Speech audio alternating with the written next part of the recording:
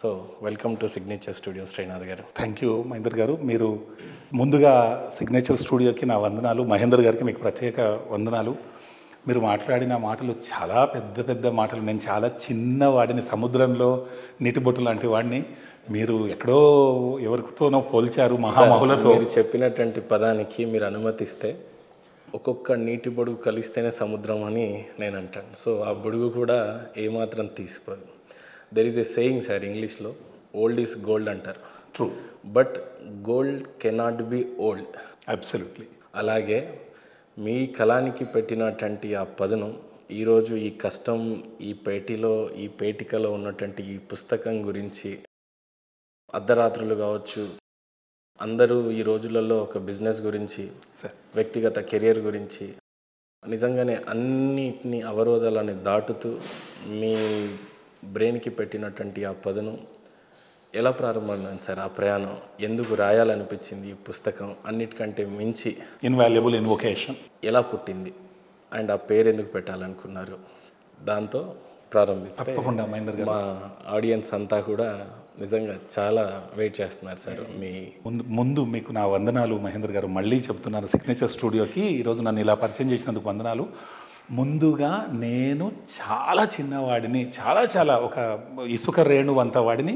మీరు చాలా పెద్దగా పోల్చారు. కాకపోతే ఒక శిల్పి అంటాడు, ఏమంటాడంటే, ఇంత అద్భుతమైన శిల్పం ఎలా చెక్కావంటే, నేనేం చెక్కలేదు, అవసరం లేని వస్తువు పదార్థాన్ని తీసేస్తే అందులో ఆల్రెడీ ఉంది ఆ శిల్పము, అందులో ఉంది, నేను చేసింది ఏంది, అవసరం లేనిది తీసేసాను అని. కాకపోతే చిన్నప్పటి నుంచి అమ్మా నాన్నలు, తర్వాత అన్నయ్య, కుటుంబ సభ్యుల ప్రభావం చేత గొప్ప గురువులు నేను చదువుకున్న పాఠశాల నుంచి దాదాపు 150 మంది ఐఏఎస్ ఐపీఎస్లు ఈ దేశానికి ఉన్న ఒక సర్కారు బడినాది, సర్వేలు గురుకుల విద్యాలయము. వాళ్ళ ఆశీర్వచనాలు అనుకోండి. మనం కూడా ఏదో ఒక మంచి ప్రయత్నం చేయాలని, సాహిత్యం పట్ల నాకు బాగా మక్కువ. నేను ప్రగతి మహావిద్యాలయ ఇక్కడే కోటి హైదరాబాద్లో ఒక కాలేజీలో పీజీ చదివేప్పుడు నాకు అంటే చిన్నప్పటి నుంచి నాన్నగారు కానీ ఇంట్లో అన్నయ్య అందరూ నాకు ఒక ఇంపాక్ట్, సాహిత్యం అంటే మంచి టేస్ట్ చూపించారు నాకు. దాని పట్ల మక్కువతో నాకు ఇంగ్లీషే రాదు ఫస్ట్. అలాంటిది ఇంగ్లీషు బాగా నేర్చుకొని ఇంగ్లీష్లోనే నేను ఒక ప్రొఫెసర్గా అయ్యి, తర్వాత మళ్ళీ ఆ గవర్నమెంట్ ప్రొఫెసర్ జాబ్ వదిలేసి గడిచిన 30 ఏళ్ళుగా ఒక చక్కటి మహాకావ్యాన్ని 10గురికి ఉపయోగపడేలా, నా పాండిత్యాన్ని ప్రదర్శించేలా కాదు, 10గురికి ఉపయోగపడే ఒక మహాకావ్యం అంటే సమాజానికి మేలు చేసేది. మనం పురోహితుడు అంటాం కదా, పురము అంటే సిటీ, పురానికి హితము చేసేవాడు పురోహితుడు. మహాకావ్యాలు అలాంటి పని చేస్తాయి. మీరు అన్నట్టు నేను ఎంఏ ఇంగ్లీష్ చదివేప్పుడు నేను బాగా పుస్తక పఠనం లైబ్రరీలో కూర్చొని చదువుకునేవాడిని. అప్పుడు విశ్వశాంతి అంటే అందరు ఇష్టపడతారు కదా, నలుగురు అందరూ బాగుండాలి, అందులో నేను ఉండాలి అంటాం కదా. అలా మనం ఎందుకు రాయకూడదు? ఎందుకంటే every age has its heroes. ప్రతి కాలానికి ఒక నాయకుడు ఉంటాడు, అవునా? సో ఆ నాయకుడిని మనలోంచి మనం ఆవిష్కరించుకోగలగాల. కాబట్టి ఒక మంచి ప్రయత్నం చేద్దాము అని సాహిత్యం పట్ల మక్కువతో రాస్తూ వెళ్ళాను. ఏదో రాయాలి, ఏం రాయాలి తెలియదు, ఎక్కడ ప్రారంభం చేయాలి తెలియదు. నోట్స్ రాసుకుంటున్నాను. విశ్వశాంతి పైన చాలా పుస్తకాలు, అది నవల అయ్యుండొచ్చు, డ్రామా అయ్యుండొచ్చు, ఇంకేదో పోయం అయ్యుండొచ్చు. కానీ నేను తీసుకున్న ప్రక్రియ ప్లాన్ చేసుకున్నా. ఎవరు చేయనట్టుగా ప్రశంసనీయంగా, ఉపయుక్తంగా ఒకటి చేద్దాం అనుకొని, ఓడిఈ, ఓడ్ అంటే పోయం ఆఫ్ అడ్రస్. ఇప్పుడు షేక్స్పియరో లేకపోతే షెల్లీ కావచ్చు, కీట్స్ అని గొప్ప మహాకవులు ఈ సంబోధనాత్మక భావగీతాలు, ఓ రాత్రి ఇటురా, ఓ మహాత్మా ఇటురా అన్నట్టు, ఓ మహేంద్ర ఇటు రండి అన్నట్టు దీన్ని ఏం చేశానంటే, దైవానికి, దైవ సమానులైన మానవాళికి, ఎందుకంటే మనం అంటాం service to humanity is service to God. అవునా? సో మనిషికి సేవ చేస్తే దేవుడికి చేసినట్టు, అవునా? అది మన పనిలో చూపిస్తే వర్క్ ఈజ్ వర్షిప్. మళ్ళా పనియే దైవం, అవునా?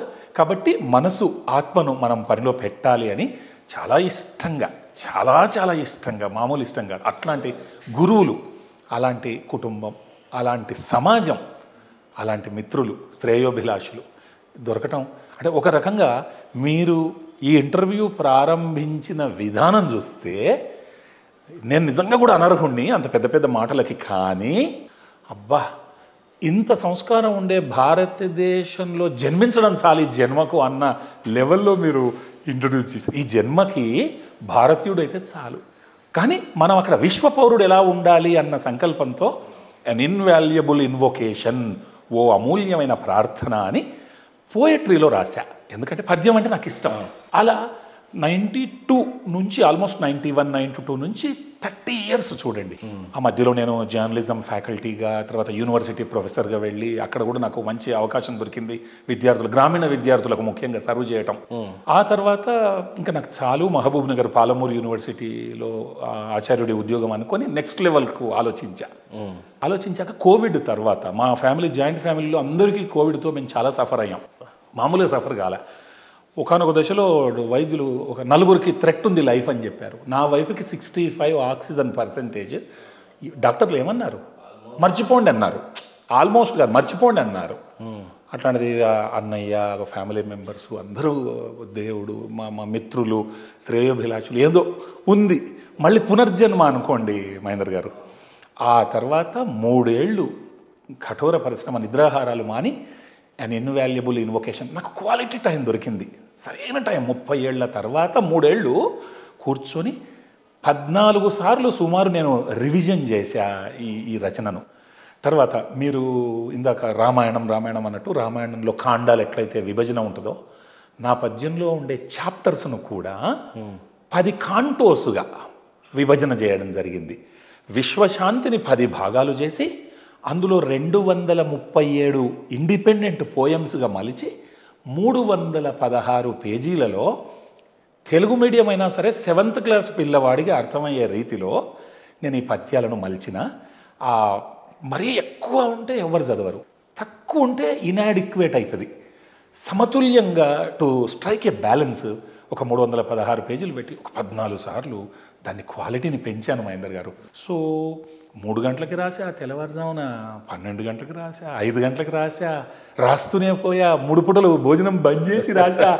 1కి 2 సార్లు డబల్ చెక్ చేసుకున్నాను. దాంట్లో ఒక కాంటో అంటే విశ్వశాంతిని నేను ఎలా తీసుకున్నానంటే, కొన్ని పద్యాలు అసలు శాంతికి తొలిమెట్టు, మనందరం అసలు శాంతిని అర్థం చేసుకుందాం. 2 అందరి తరపున దేవుడికి ప్రార్థన. ఇది దేవుడికే కాదు, దైవ సమానులైన మనిషికి కూడా ప్రార్థననే. ఇప్పుడు దేవుణ్ణి ఏమడిగా, స్వామి మీరు మమ్మల్ని ప్రపంచంలోకి పంపించారు, మా తప్పిదం వల్ల మేము పాడు చేశాం పర్యావరణం, మిగతా అన్ని కోణాల్లో. ఇప్పుడు మీరే అబ్రగదబ్రా అని దీన్ని మార్చండి అనటం స్వార్థం అవుతుంది. మేమే దాన్ని మార్చుకుంటాం. ఈ ప్రయోగంలో, ఈ ప్రయాణంలో మమ్మల్ని ఆశీర్వదించండి, కష్టాలు రాకుండా చూడండి, మేమే సరిదిద్దుకుంటాం, రిపేర్ చేసుకుంటాం, మీ గ్రేస్ ఉంటే చాలు, అడ్డంకులు రాకుంటే చాలని దేవుని ప్రార్థించా.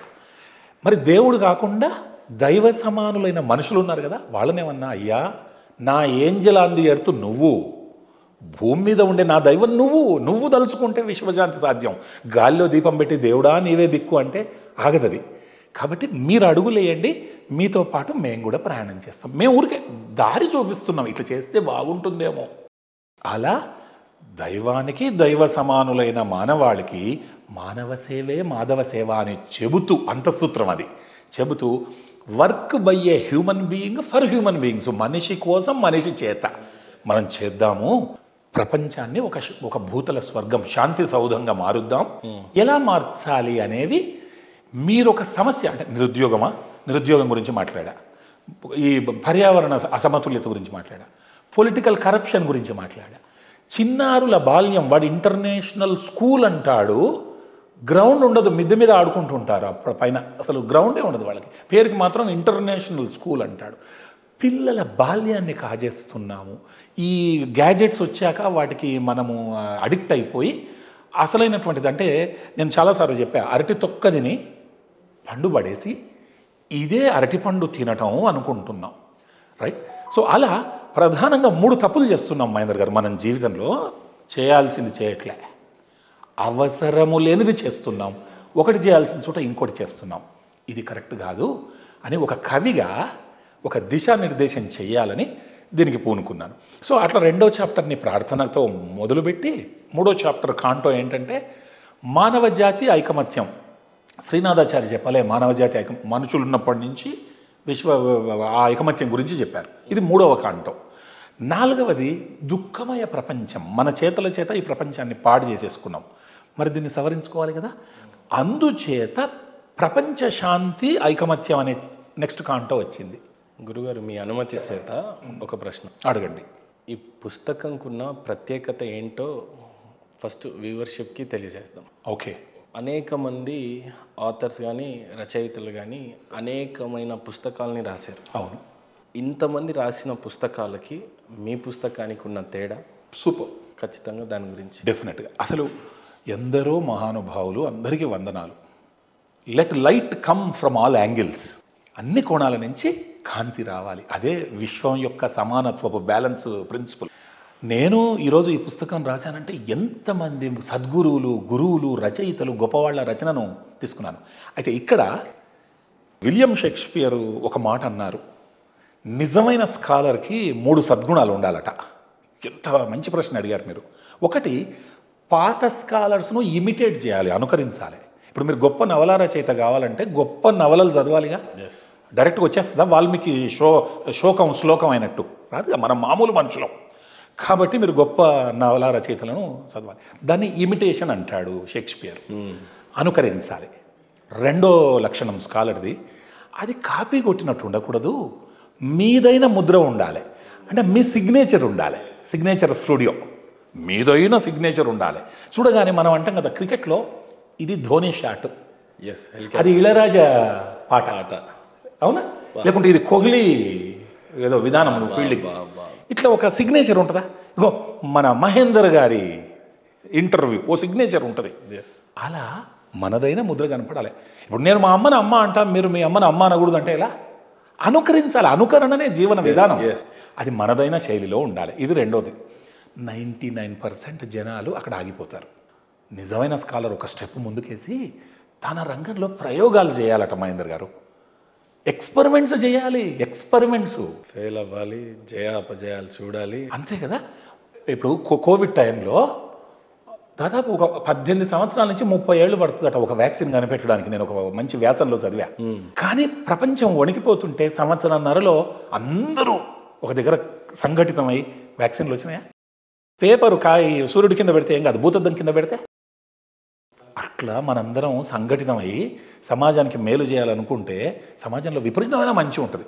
అందుకు నా పాయింట్ అంతే ఏంటంటే, అందరూ మహానుభావులే.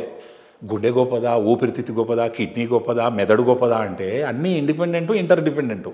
సో నేను అట్లా నేర్చుకున్న ఒక చిన్న బిందువును నేను ఫస్ట్ ఆఫ్ ఆల్ మీకు అది నేను చెప్పదలుచుకున్నా. రెండోది, నాకు సాహిత్యం అంటే ఇష్టం కాబట్టి నేను గొప్ప స్కాలర్స్ను ఇమిటేట్ చేసి ప్రపంచంలో ఒక సంబోధనాత్మక భావగీతం ఇది నెంబర్ 1. ఇంత సుదీర్ఘమైన 316 పేజీల ఓడిఈ పోయమ్ ఆఫ్ అడ్రస్ లేదు ఈ భూమి మీద. ఇంగ్లీష్ కాదు, నేను ఛాలెంజ్ చేస్తున్నా, ఏ సాహిత్యంలో లేదు, ఏ భాషలో. 2, most expensive book on the earth. నాకు తెలిసి భూమి పుట్టినాక ఒక రచయిత దీని ధర ఇంత అని నిర్దేశి, వేలంపాట గురించి మాట్లాడలే నేను. ఉన్నవాళ్ళు చాలా గొప్పగా వేలంపాట ఒక కవిగా, ఒక రచయితగా నా పుస్తకం వర్తింత అని మోస్ట్ ఎక్స్పెన్సివ్ బుక్. నేను 5 కోట్లు పెట్టా. ఎందుకు శ్రీనాథాచార్య గారు 500 కోట్లు ఎందుకు పెట్టలే అంటే, ఏదో పెట్టాలనిపించింది పెట్టినా, నా కారణాలు నాకు పెట్టాలనిపించింది 5 కోట్లు పెట్టినా. అవునా? ఎందుకు 50 పెట్టవచ్చు కదా. ఇది రెండవ విశిష్టత. నేను తర్వాత వివరిస్తా మిగతా కారణాలని. So most expensive book on the earth. ఒకటేమో సుదీర్ఘమైన భావగీతం 316 పేజీలు, పోయం. మానవ సాహిత్యంలోనే భావగీతం, poem. Most expensive book on the earth. 3, ఆ 5 కోట్లు డబ్బంతా సమాజానికే మహేందర్ గారు. మొత్తం 100% సమాజానికే, 99.9 కాదు. ఎందుకంటే నేను 99.9% నిజం చెబుతున్నా అంటే నేను 100% అబద్ధం చెప్పినట్టు. నిజం అనేది 99.9 ఉంటుందా? 100%. నా ఉద్దేశం ఏంటంటే 50% ఐక్యరాజ్య సమితికి ఆకలి చావులు కష్టపడేటోళ్ళకి చెందాలి భూమిలో. ఎందుకంటే ప్రపంచ పౌరుల గురించి మాట్లాడినా కదా. విశ్వశాంతి అంటే విశ్వంలో ఉండే అందరికీ చెందాలనా? ఇంటికి 10 అరటిపళ్ళు తెస్తే మన ఇంటి కుటుంబ సభ్యులందరికీ చెందాలనా? కాబట్టి 50% ప్రపంచ దేశాలకి. మిగిలిన 50%లో నా దేశం, 25% నా కేంద్ర ప్రభుత్వానికి. ఎందుకంటే మిగతా 28 భారతదేశ రాష్ట్రాలలో నా సొంత రాష్ట్రాన్ని పక్కకు పెడితే 27 నా సోదర రాష్ట్రాలేగా, వాళ్ళకి 25%. ఇంకా నా ప్రివిలేజ్, నా సొంత రాష్ట్రం, నా తెలుగు జాతి, నా రాష్ట్రానికి 25%. ఇది ఒకటే పుస్తకం. ఇలా విభజన చేయడం నాకు ధర్మం అనిపించింది, న్యాయం అనిపించింది. సో ఇది 5 కోట్లు. మూడోది సమాజానికే మొత్తం ధారాదత్తం చేయటం, ఇది మూడో ప్రత్యేకత. 4 విశ్వశాంతిని కోరి అందుకోసం పనిచేస్తున్న అందరి దృష్టిలో ఉండే ఐక్యరాజ్య సమితికి ఈ పుస్తకం అంకితం చేశా. దానికి ఎందుకు చేశానంటే విశ్వశాంతి కోసం కష్టపడుతున్న గ్లోబల్ ఏజెన్సీస్ మనకు తెలిసి ఐక్యరాజ్య సమితి తప్ప ఇంకేమున్నాయి అంటే అంత స్థాయి వేరే లేవు. పైగా అక్టోబర్ 24 యుఎన్ఓ డే, ఐక్యరాజ్య సమితి దినోత్సవం. పోయిన సంవత్సరం ఐక్యరాజ్య సమితి దినోత్సవం రోజు హైదరాబాద్ దస్పల్లా హోటల్లో మహామహుల చేతుల మీదుగా ఇది ఐక్యరాజ్య సమితికి అంకితం చేయడం జరిగింది. ఎందుకంటే విశ్వశాంతి నోబెల్ బహుమానము, శాంతి బహుమతి నోబెల్ బహుమానం 10 సార్లు పొందిన సంస్థ యుఎన్ఓ. ఒక్కసారి అంటేనే కష్టం, కానీ మరి 10 సార్లు రావడం అంటే మామూలా? దాని అనుబంధ సంస్థలు. అదృష్టవశాత్తు ఆ రోజు దసరా నా పుట్టినరోజు మహేందర్ గారు. ఐక్యరాజ్య ఏదో అంటే అది చివరి అంశం, చిన్న అంశం, యాదృచ్ఛికం. కాబట్టి నేను దాన్ని అంకితం చేశాను. ఇలా 4 ప్రత్యేకతలు మిగతా పుస్తకాలతో పోలిస్తే నేను షేక్స్పియర్ చెప్పిన స్కాలర్లీ క్వాలిటీతో నేను ప్రత్యేకంగా ఒక ఓడ్ రాశాను. సుదీర్ఘమైన భావగీతం, మోస్ట్ ఎక్స్పెన్సివ్ బుక్, ఖరీదైన పుస్తకం. ఆ డబ్బంతా సమాజానికే, ఇది ఐక్యరాజ్య సమితికి అంకితం. దీంట్లో నేనేం చెప్తున్నానంటే దైవానికి దైవ సమానులైన మానవాళికి విధేయతతో ఆలపిస్తున్న ప్రార్థనా గీతం మానవ సేవే మాధవ సేవ, అందరం కలిసి పనిచేద్దాం. దీన్ని ఇంగ్లీష్లో 316 పేజీలు, 237 పద్యాలు, 10 కాంటోస్లో 7th క్లాస్ పిల్లోడికి కూడా అర్థమయ్యే రీతిలో ఆంగ్లంలో. మరి విన్స్టన్ చర్చిల్ ఒక మాట అంటాడు, ఇంగ్లాండ్ ప్రధాని, best English in this world is used by few intellectuals of India. ప్రపంచంలో అత్యుత్తమ ఇంగ్లీషు అతి కొద్ది సంఖ్యలో ఉండే భారతీయ మేధావులు మాట్లాడతారు అన్నాడు. ఆయన ఇంగ్లీషు మేధావి అయ్యుండి ఆయన కూడా నోబెల్ గ్రహీత సాహిత్యంలో. భారతీయులకు ఎంత కితాబు ఇచ్చాడు, ఇంగ్లీషు భారతీయులే బాగా మాట్లాడతారని. సో నేను ఇంగ్లీష్ ఎందుకు తీసుకున్నానంటే అందరికీ రీచ్ కావాలి మన భావం, స్పిరిట్. అందుకు ఇంగ్లీష్లో కలం బట్టి నేను ఇంగ్లీష్లో దీన్ని రచించా. ఈ ప్రత్యేకతలతో నాకు తెలిసి మీరు ఏకీభవిస్తారు. మిగతా రచయితలతో ఏ రకంగా భిన్నంగా ఉంది, వాళ్ళంతా నాకు గురుతుల్యులే, వాళ్ళు వెలుగుతున్నటువంటి స్టార్సే. నేను దాన్ని వెలుగును తీసుకుంటా తప్ప ఇది చాలా గొప్ప అని ప్రత్యేకంగా చెప్పా. చాలా చక్కగా వివరించారు గురుగారు. యాక్చువల్లీ ఈ పుస్తకంకున్న ప్రత్యేకతను నేను చూశాను సార్. రెండవది, అసలు ఒక పెద్ద ఏమంటారు పెద్ద కావ్యాన్ని ఒక పేజ్లోకి సమకూర్చాలి అని అంటే సార్ తెలివితేటలు అవసరమే. ఒక రచయితకి ఎంత పదును పెడితే ఆ పదాలు వస్తాయి అనేది అది కేవలము రాసే రచయితకు కానీ కావడి మూసేవాడికే బరువు తెలుసు. సాహిత్యం అంటే ఇష్టం అనే వాళ్ళకి మాత్రమే మనం తెలియజేయచ్చు. మీకు కూడా ఈ పుస్తకం ఒక రుచి చూపించాలి అని అంటే విల్ స్టార్ట్. సార్ ఒక కాంటో నుంచి, ఒక పద్యం నుంచి మొదలు పెడతారు. వన్స్ మీరు విన్న తర్వాత గూప్స్ బంప్స్ రాకపోతే నా పేరు మహేందర్ మార్చేసుకుంటాను, నాది guarantee. So please will open the book. Goose bumps పక్కకు పెడితే అందులో ఉండే స్పిరిట్ మనం అర్థం చేసుకుందాం. లేదు, ఒక మనిషి యొక్క టాలెంట్ ఎప్పుడు మన ప్రతిభ మనకు ఎప్పుడు తెలుస్తుంది అంటే సార్, దాన్ని మనం వెలుగు చూపించిన తర్వాత వాళ్ళు కూడా దాన్ని అనుభవించినప్పుడు మాత్రమే. మహేంద్ర గారు చాలా బాగా చెప్పారు, చాలా చాలా బాగా చెప్పారు. సో మా పుస్తకం ఇది, అన్ ఇన్వాల్యుబుల్ ఇన్వొకేషన్, ఓ అమూల్యమైన ప్రార్థన. ఇది చివరి పేజీ, ఇది తొలి అట్ట. అన్ని ఒకటే పుస్తకం మహేందర్ గారు. మీద ఉన్న లోగో, దాని మీద ఉన్న లోగో, దానిపైన భూమాత పరిరక్షణ గ్లోబు, అన్ని మతాలను సమాదరణ, సమతుల్యత. మీరు ఇందాక అన్నారే స్ట్రైకింగ్ బ్యాలెన్స్ అని. అన్ని తర్వాత పావురం, శాంతి కపోతం, స్నేహానికి శాంతికి చిహ్నం, ఒక అమూల్యమైన ప్రార్థన. ఇంకా ఇంతకు మించి అంటే ఇదేం గొప్ప పని కాదు, తక్షణ అవసరం మహేందర్ గారు ఇప్పుడు ప్రపంచానికి ఇది. కాకపోతే మన తరపున, భారతీయుల తరపున ఒక దిశానిర్దేశం ప్రపంచానికి జరగగలిగి మేలు జరిగితే ఆహా, అంతకు మించిన ఆనందం. చెప్పాలంటే సార్, ఈ ప్రయాసం మీరు ఒక్కరే పడ్డారు, కానీ సార్ ఈరోజు దీని నుండి వచ్చేటువంటి ప్రతి మేధాశక్తికి మా సబ్స్క్రైబర్లను కూడా జోడించినందుకు ధన్యవాదాలు. అలాగే ఇది 5 కోట్ల పుస్తకాన్ని ఫ్రీగా ట్రైలర్ చూపించే ఛాన్స్ మాకు దొరికినందుకు ధన్యవాదాలు. అలాగే ప్రేక్షకులందరికీ నా విన్నపం ఏంటంటే సార్ చెప్పే ఒక్క పోయంని వినండి, మంత్రముగ్ధులైతారు, నాది గ్యారంటీ. సో మహేందర్ గారు, అయితే ఇందులో ఇట్స్ ఇన్ రిథమ్. 237 పోయమ్స్ అని చెప్పాను. అయితే ఇవి ఇండిపెండెంట్ పోయమ్స్, అంటే విడిగా చూడొచ్చు లేదా ఒకదానికోటి ఇంటర్లింక్డ్, అన్నీ విశ్వశాంతి గురించి చెబుతాయి. చివరికి మన కళ్ళ ముందు కదలాడుతున్నటువంటి, అంటే ఒక్క మాటలో చెప్పాలంటే ప్రపంచంలో అన్ని దేశాల్లో ఉండే కోట్లాది సామాన్య ప్రజల ఆవేదన, ఆక్రోశం, వాళ్ళ యొక్క ఆగ్రహం, ధర్మాగ్రహాన్ని ఎంతో వినయంగా ప్రార్థిస్తూ ఆలపిస్తుంది. ఒక కష్టాన్ని కోట్ల మంది ఆగ్రహాన్ని ప్రార్థిస్తూ చెబుతున్నారంటే దాన్ని అర్థం చేసుకోవాలి. ఇక్కడ 24వ poem striving against the bitter pill of poverty. బీదరికం ఎంత కష్టంగా ఉంటుందని చెప్పడానికి దాని పక్కన చూడండి ఒక బొమ్మ వేశాడు. మహేష్ అని చాలా గొప్ప ఆర్టిస్ట్ అండి, మహబూబ్ నగర్ నుంచి. ఎంటీ స్టమక్స్ ర్యాగెడ్ క్లోత్స్ అని. అసలు ముందు ఈ బొమ్మ చూడండి, అతను ఎంటీ స్టమక్, లోపలికి వెళ్ళిపోయిందండి కడుపు ఆకలితో. ర్యాగెడ్ క్లోత్స్ అండి, చినిగిన వస్త్రాలతో ఆ మహిళ చూడండి. అసలు ఆ బొమ్మ ఎంత చక్కగా స్వరూపం ఇచ్చాడు. ఇప్పుడు చూద్దాం స్ట్రైవింగ్ అగైన్స్ ద బిటర్ పిల్ ఆఫ్ పావర్టీ. ప్రతి పద్యం ఆ విషయాన్ని వివరిస్తూ లాస్ట్కి ఒక కాన్ఫిడెన్స్ని ఇస్తుంది. చూద్దాం ఒక్కసారి, నేను దీన్ని రిసైట్ చేస్తాను. Poverty, a bitter pill to swallow, a constant ache in our hearts to follow, a struggle to survive day by day, a constant battle.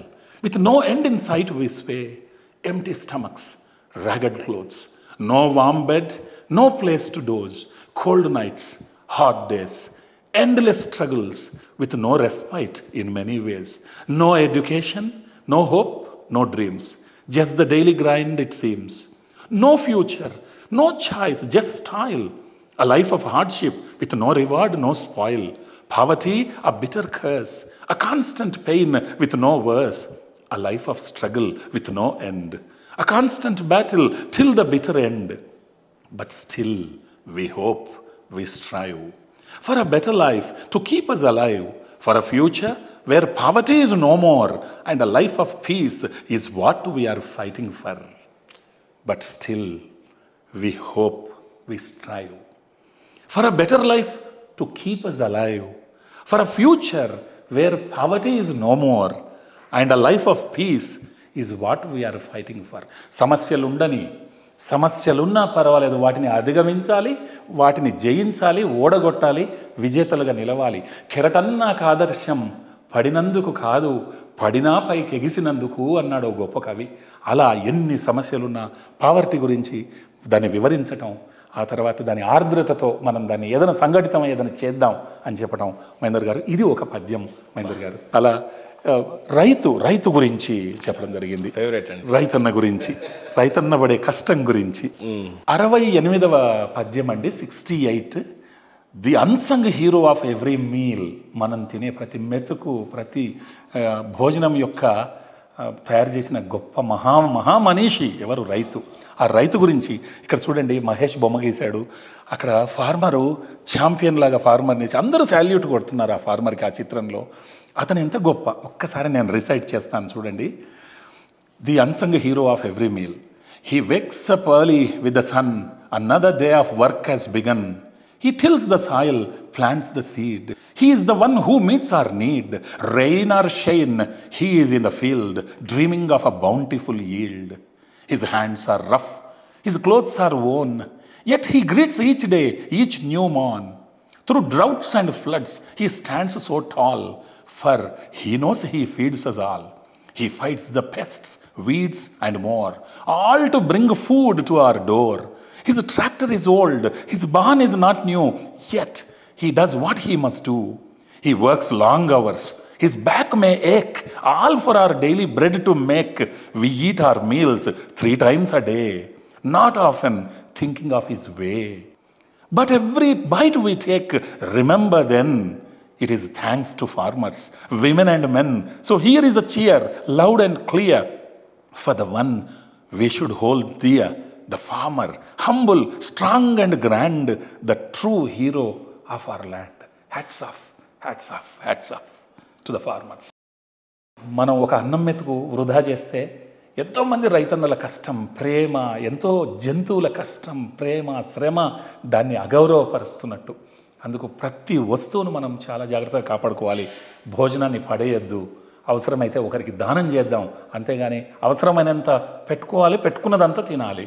ఈ take what you eat, you eat what you take. ఇది మనకు భోజనం పట్ల సూత్రం కావాలి. The unsung hero of every meal.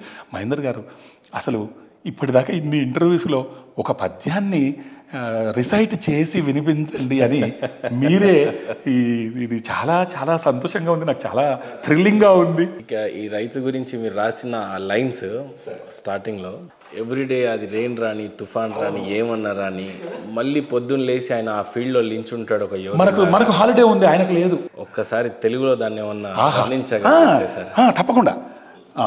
So అసలు మనం ఇతన్ని పట్టించుకోవట్లేదు కదా. చూడండి, ఉదయమే లేస్తాడు సూర్యోదయంతో పాటు, ఇంకో రోజు మొదలైంది. నేలను దున్నుతాడు, విత్తనాలు నాటుతాడు, మన అవసరాలన్నీ తీరుస్తాడు. వర్షం పాడని, ఎండ వేడెక్కని అతను మాత్రం మన యొక్క పొలంలోనే ఉంటాడు. మంచి ఈల్డ్ అంటే మంచి పంట రావాలని కలలు కంటాడు.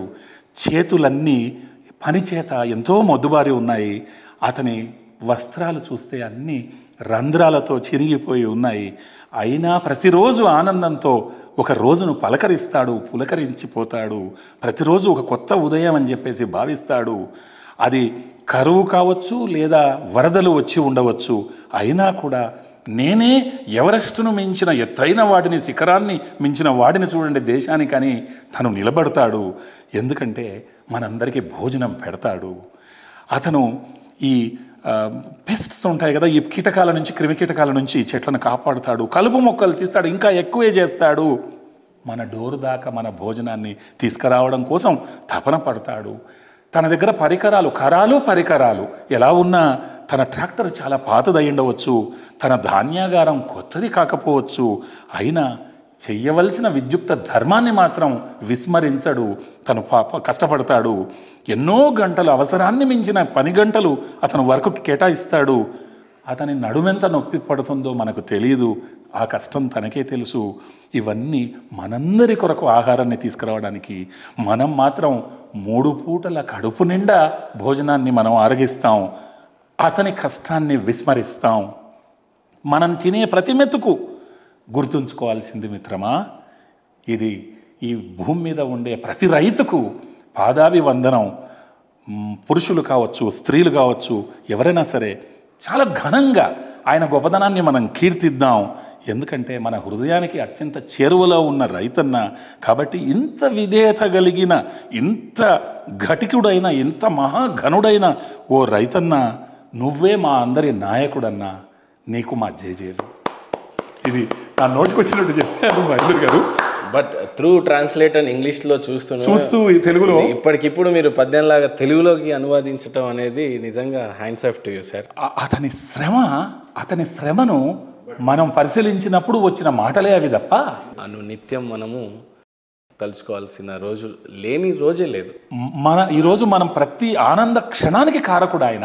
అలాంటి రైతుని ఈరోజు మీ రూపంలో, అది ఇలాంటి పోయం రూపంలో నిజంగా తెలుగులో మీరు అనువాదించిన తర్వాత సార్ చాలా హ్యాపీ సార్. చాలా చాలా సంతోషం మహేందర్ గారు. ఎంతో ఆర్ద్రత, అంటే చాలా ఆనందం అవుతుంది. ఎందుకంటే ఒక విషయాన్ని చెప్పటమే కాకుండా ఒక కాన్ఫిడెన్స్ని ఇవ్వడం, ఏం పర్వాలేదని. అలా మీరు ఈ భూమి మీద ఉండే ఏ సమస్యలన్నా చెప్పండి, అది ఒక పద్య రూపంలో ఇందులో మీకు పరిష్కారం. శ్రీనాథ్ గారికి ఒక సవాల్ విసురుదాం మనం ఈ ఇంటర్వ్యూ వేదికగా. చెప్పండి. ఈ భూమండలానికి కావచ్చు, లేకపోతే ఈ ప్రపంచానికి సార్, రైతే రాజు, రైతు గురించి ఉంది. అక్కడ మీరు మమ్మల్ని ఓడించారు సార్. అండ్ యంగ్స్టర్స్ అనేది ప్రతి కంట్రీకి వాళ్ళు పట్టుకొమ్మ లాంటి వాళ్ళు అనొచ్చు, వాళ్ళే పెద్ద సంపద అంటారు. అవును. అలాంటి యంగ్స్టర్స్ గురించి ఈ పుస్తకంలో ఏముంది? చాలా బాగా. నాకు యంగ్స్టర్స్ అనగానే, ఎందుకంటే ఇప్పుడు ప్రపంచంలో youngest country in the world is India. అత్యంత యువదేశం, సుమారు 60% యువత. అయితే ఇక్కడ యువత చాలా సంతోషపడాలి. ఎందుకంటే ప్రపంచ దేశాలన్నీ ఉద్యోగాలు ఇవ్వాలంటే స్ట్రాంగ్ వర్క్ ఫోర్స్కే ఇస్తాయి. ఇప్పుడు ఆ స్ట్రాంగ్ వర్క్ ఫోర్స్ ఉంది భారతదేశంలో. అంటే రాబోయే రోజుల్లో ఖచ్చితంగా ఉపాధి అవకాశాలన్నీ భారతీయ యువతకే వస్తాయి. పొరుగు దేశాలు ఏవైతే ఉన్నాయో, మేబీ చైనా, జపాను, అక్కడ వృద్ధుల యొక్క సంఖ్య ఎక్కువ ఉంది. అంటే ఆపర్చునిటీస్ అన్నీ మన వాళ్ళకి పుష్కలంగా వస్తాయి. కాబట్టి ఇప్పుడున్న కృత్రిమ మేధస్సు కావచ్చు, మషిన్ లెర్నింగ్, ఏవైతే టెక్నాలజికల్ సాంకేతిక విప్లవం ఉందో వాటిని అందిపుచ్చుకొని ఉదయం లేచిన పక్షికి పురుగులు ఎక్కువ దొరుకుతాయి కదా, అర్లీ బర్డ్ మేక్స్ ప్రే అంటాం కదా, క్యాచెస్ ద ప్రే అని. మన యువత ఆ అవకాశాలు అందిపుచ్చుకోవాలి. నేను ఒక ఇండిపెండెంట్ మూవీలో నటించే అదృష్టం దక్కింది నాకు మహేందర్ గారు. ఏ సినిమా అండి? ఒక సినిమా. ఆ సినిమాలో పేరేం చెప్పను, నేను యూత్ని మోటివేట్ చేసే ప్రొఫెసర్ పాత్ర. అందులో నాది ఒక డైలాగ్ ఉంటుంది, youth is not useless, it is used less. Youth is not hopeless, it is hoped less. ఇది ఆ డైలాగు. అంటే యువదేశం మనది, అవకాశాలన్నీ వస్తాయి. అవకాశాలు వస్తాయి కదా అని చెప్పేసి ఆనందంగా ఉండడం కాదు, దానికి దగ్గర పరిశ్రమ ఉండాలిగా. Youth is not useless, it is used less. Useless. Youth is not hopeless, it is hoped less. Underestimate చేస్తా మీరంతా అని. కానీ future of this country, future of this world is youth. Young ideas అంటాంగా, అలాంటి యూత్ గురించి చాలా ప్రస్తావనలు వచ్చాయి మహేందర్ గారు దీంట్లో. లేదనుకున్నాను నేను. లేదు, యూత్ గురించి ఉన్నాయి. ఇంకా పైగా అంతేకాదు, యూత్ గురించి 52లో breaking the chains of addiction అని, మనము రకరకాల వ్యసనాలకు లోను కాకూడదని, ఇదిగో డ్రగ్స్ మీద ఇక్కడ రాశాను నేను. అసలు ఇదంతా ఒక రకంగా చెప్పాలంటే ప్రతి మనిషిలో, ఒక ఓల్డ్ మ్యాన్ అయినా సరే ఆయన లోపల యంగ్ ఐడియాస్ లేవు, వాడు చిన్నారి అయినా వాడి లోపల హీరోయిక్ క్వాలిటీస్ ఉండవా? అంటే యూత్ అనేది ఒక స్టేజ్ మాత్రమే మన ఏజ్ ప్రకారంగా. ఐడియాస్ మాత్రం అందరి లోపల, అందరూ youth Guinness world book records కొడతా ఉన్నారు. కాబట్టి ఇంకా కరెక్ట్గా చెప్పాలంటే నాలోని ఆ యువ ఆలోచననే ఈ పనికి శ్రీకారం చుట్టేలా చేసింది. కాబట్టి ఎన్నో యూత్కి సంబంధించిన పోయమ్స్ ఉన్నాయి.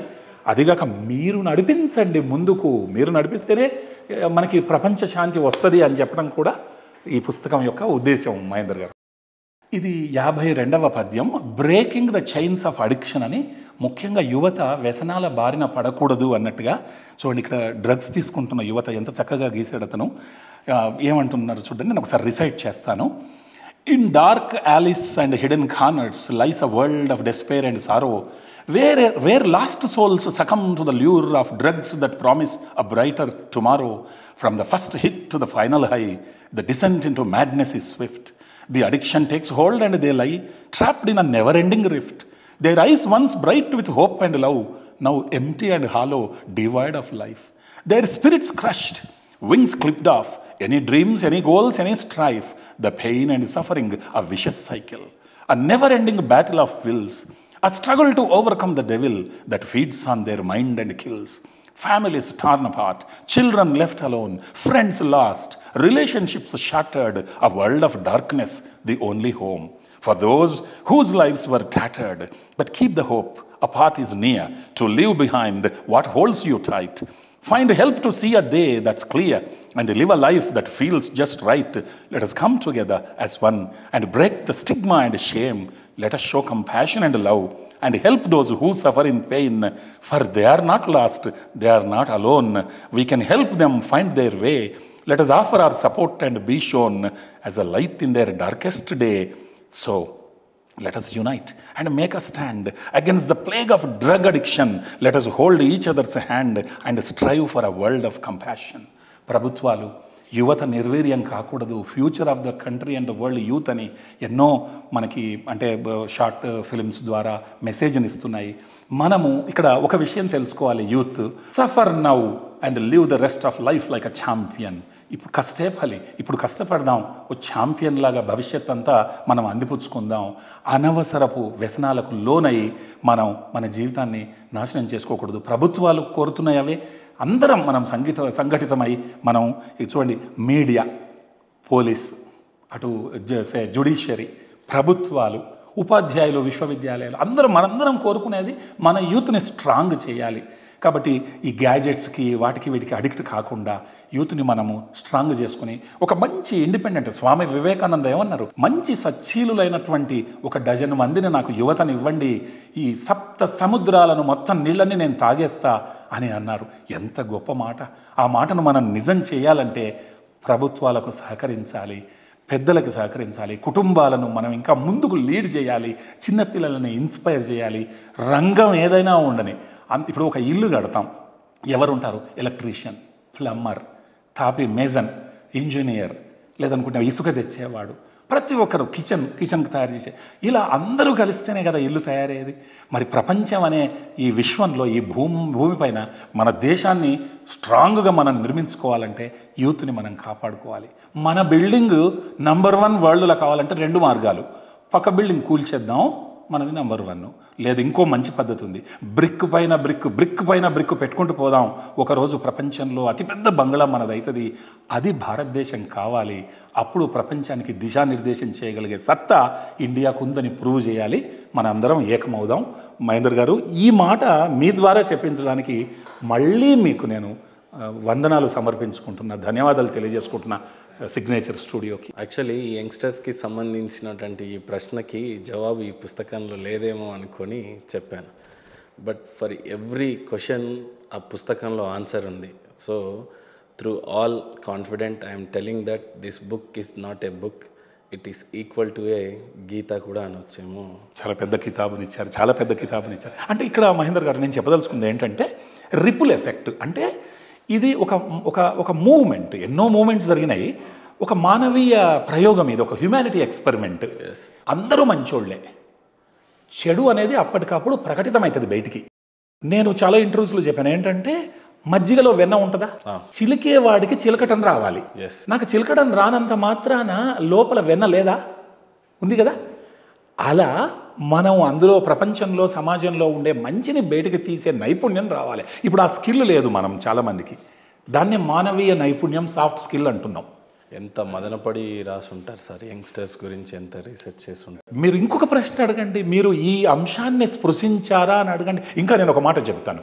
దీంట్లో ఐక్యరాజ్యాలు ఐక్య కార్యాచరణ అని, యునైటెడ్ నేషన్స్ యునైటెడ్ ఎఫర్ట్స్ అని 195 దేశాల గురించి, ఒక్కొక్క దేశానికి 6 లైన్లు ఆ దేశపు జెండా. సో నేను మొదటి 2 లైన్లు పూర్వ వైభవం ఆ దేశం, నెక్స్ట్ 2 లైన్లు నేను రాసే టైంలో ఆ దేశంలో తాండవిస్తున్న 1-2 సమస్యలు. సూపర్. చివరి 2 లైన్లు ఒక కవిగా దానికి సొల్యూషన్ ఏంటని, ఆఫ్ఘనిస్తాన్ నుంచి జింబాబ్వే దాకా 6 లైన్లు దేశపు రంగురంగుల జెండా. ఇలా 195 దేశాలకి నేను 195 × 6 లైన్లు రాశా. పాకిస్తాన్ని కూడా మానవీయ కోణంలో చూస్తే ఎత్తైన పర్వతాలు, భూమైన నదులు, వాళ్ళకున్న హెరిటేజ్లు కావచ్చు, వాళ్ళకున్న ఆస్తిపాస్తులు అన్నీ వదిలేసి ఈరోజు చీకటి నీడలు కమ్ముకొని అసూయ, అసహ్యం, గొడవలు, తీవ్రవాదులు, ఈ మానవ బాంబుల్ని, తర్వాత ఈ తీవ్రవాదులను ఎక్కువగా పెంపొందించి ఈరోజు సతమతమవుతున్న దేశం. నిజంగానే శాంతి గురించి సార్ మీరు అన్నట్టుగా పాకిస్తాన్ ఒక ప్రధాని చేతిలో కూడా పెడితే ఆ దేశం యొక్క గర్వత్వాన్ని ఆ 6 లైన్లో మీరు చెప్పినప్పుడు, ఈ పుస్తకంకున్న ఒక గ్రేట్ థింగ్ ఏంటంటే, ఇప్పుడు ఒక ఫార్మర్ గురించి రాయాలంటే 70 పేజీలు కాదు, యాక్చువల్లీ 1000 పేజీలు రాసిన తక్కువ. అలాంటిది ఒక్క పేజీలో ఇమ్మడించడానికి నిజంగా మీ బ్రెయిన్కి సైల్యూట్ సార్. అయితే ఇక్కడ ఇంకో మంచి విషయం చెప్పుకోవాలి మహేందర్ గారు. అంటే మన గొప్పతనం, మన సోదర దేశం, మన పొరుగు దేశం అయిన పాకిస్తాన్ గురించి 6 లైన్లు ఇక్కడ చూద్దాము. రిసైట్ చేస్తున్నాను. Pakistan, with mountains tall and rivers deep, land of ancient cultures where traditions leap, but in these times shadows often play, where struggles and imbalances often lay. With wisdom and unity we must persist, crafting a land where peace and hope exist. With mountains tall and rivers deep, ఎత్తైన కొండలు, right, ఎంతో అందమైనటువంటి నదుల ప్రవాహం చేత ఆ scenic beauty, land of ancient cultures, ఆ పురాతన సంప్రదాయాలు, వేర్ ట్రెడిషన్స్ లీప్, ఒకదాన్ని మించిన ఒక గొప్ప సంప్రదాయం. బట్ ఇన్ దీస్ టైమ్స్ దురదృష్టవశాత్తు షాడోస్ ఆఫెన్ ప్లే, అక్కడ ఉండే సమస్యలనే నీలినీడలు కమ్ముకున్న పరిస్థితులు కనబడుతున్నాయి. Where struggles and imbalances often lay, కష్టపడే వాళ్ళు పేదరికంతో కష్టపడుతున్నారు, ఇంబ్యాలెన్స్తో, అసమతుల్యతతో కష్టపడే వాళ్ళు కష్టపడుతున్నారు. విత్ విజ్డమ్ అండ్ యూనిటీ, వివేకంతో, తెలివితో, ఐకమత్యంతో వీ మస్ట్ పర్సిస్ట్, మనందరం ఏకమై ముందుకెళ్ళాలి బృందంగా. Crafting a land where peace and hope exist, అప్పుడు ఆ శాంతి నిలయంలా, ఒక భూతల స్వర్గంగా అది కూడా మారుతుంది కదా అని భూమి మొత్తాన్ని ఒక గొప్ప భూమాత పరిరక్షణ. మహేందర్ గారు, భూమాత పరిరక్షణ, అవునా? అంటే ఒక కుటుంబం ఉందంటే ఆ కుటుంబం పెద్ద, అంటే ఇప్పుడు గ్లోబల్ విలేజ్ అంటున్నాం కదా, చిన్నవాడైనా పెద్దవాడైనా, మంచిగా ఉన్నా చెడ్డగా ఉన్నా అందరినీ మనం ప్రేమిస్తాం కదా. అలాంటి సనాతన ధర్మం మనకు.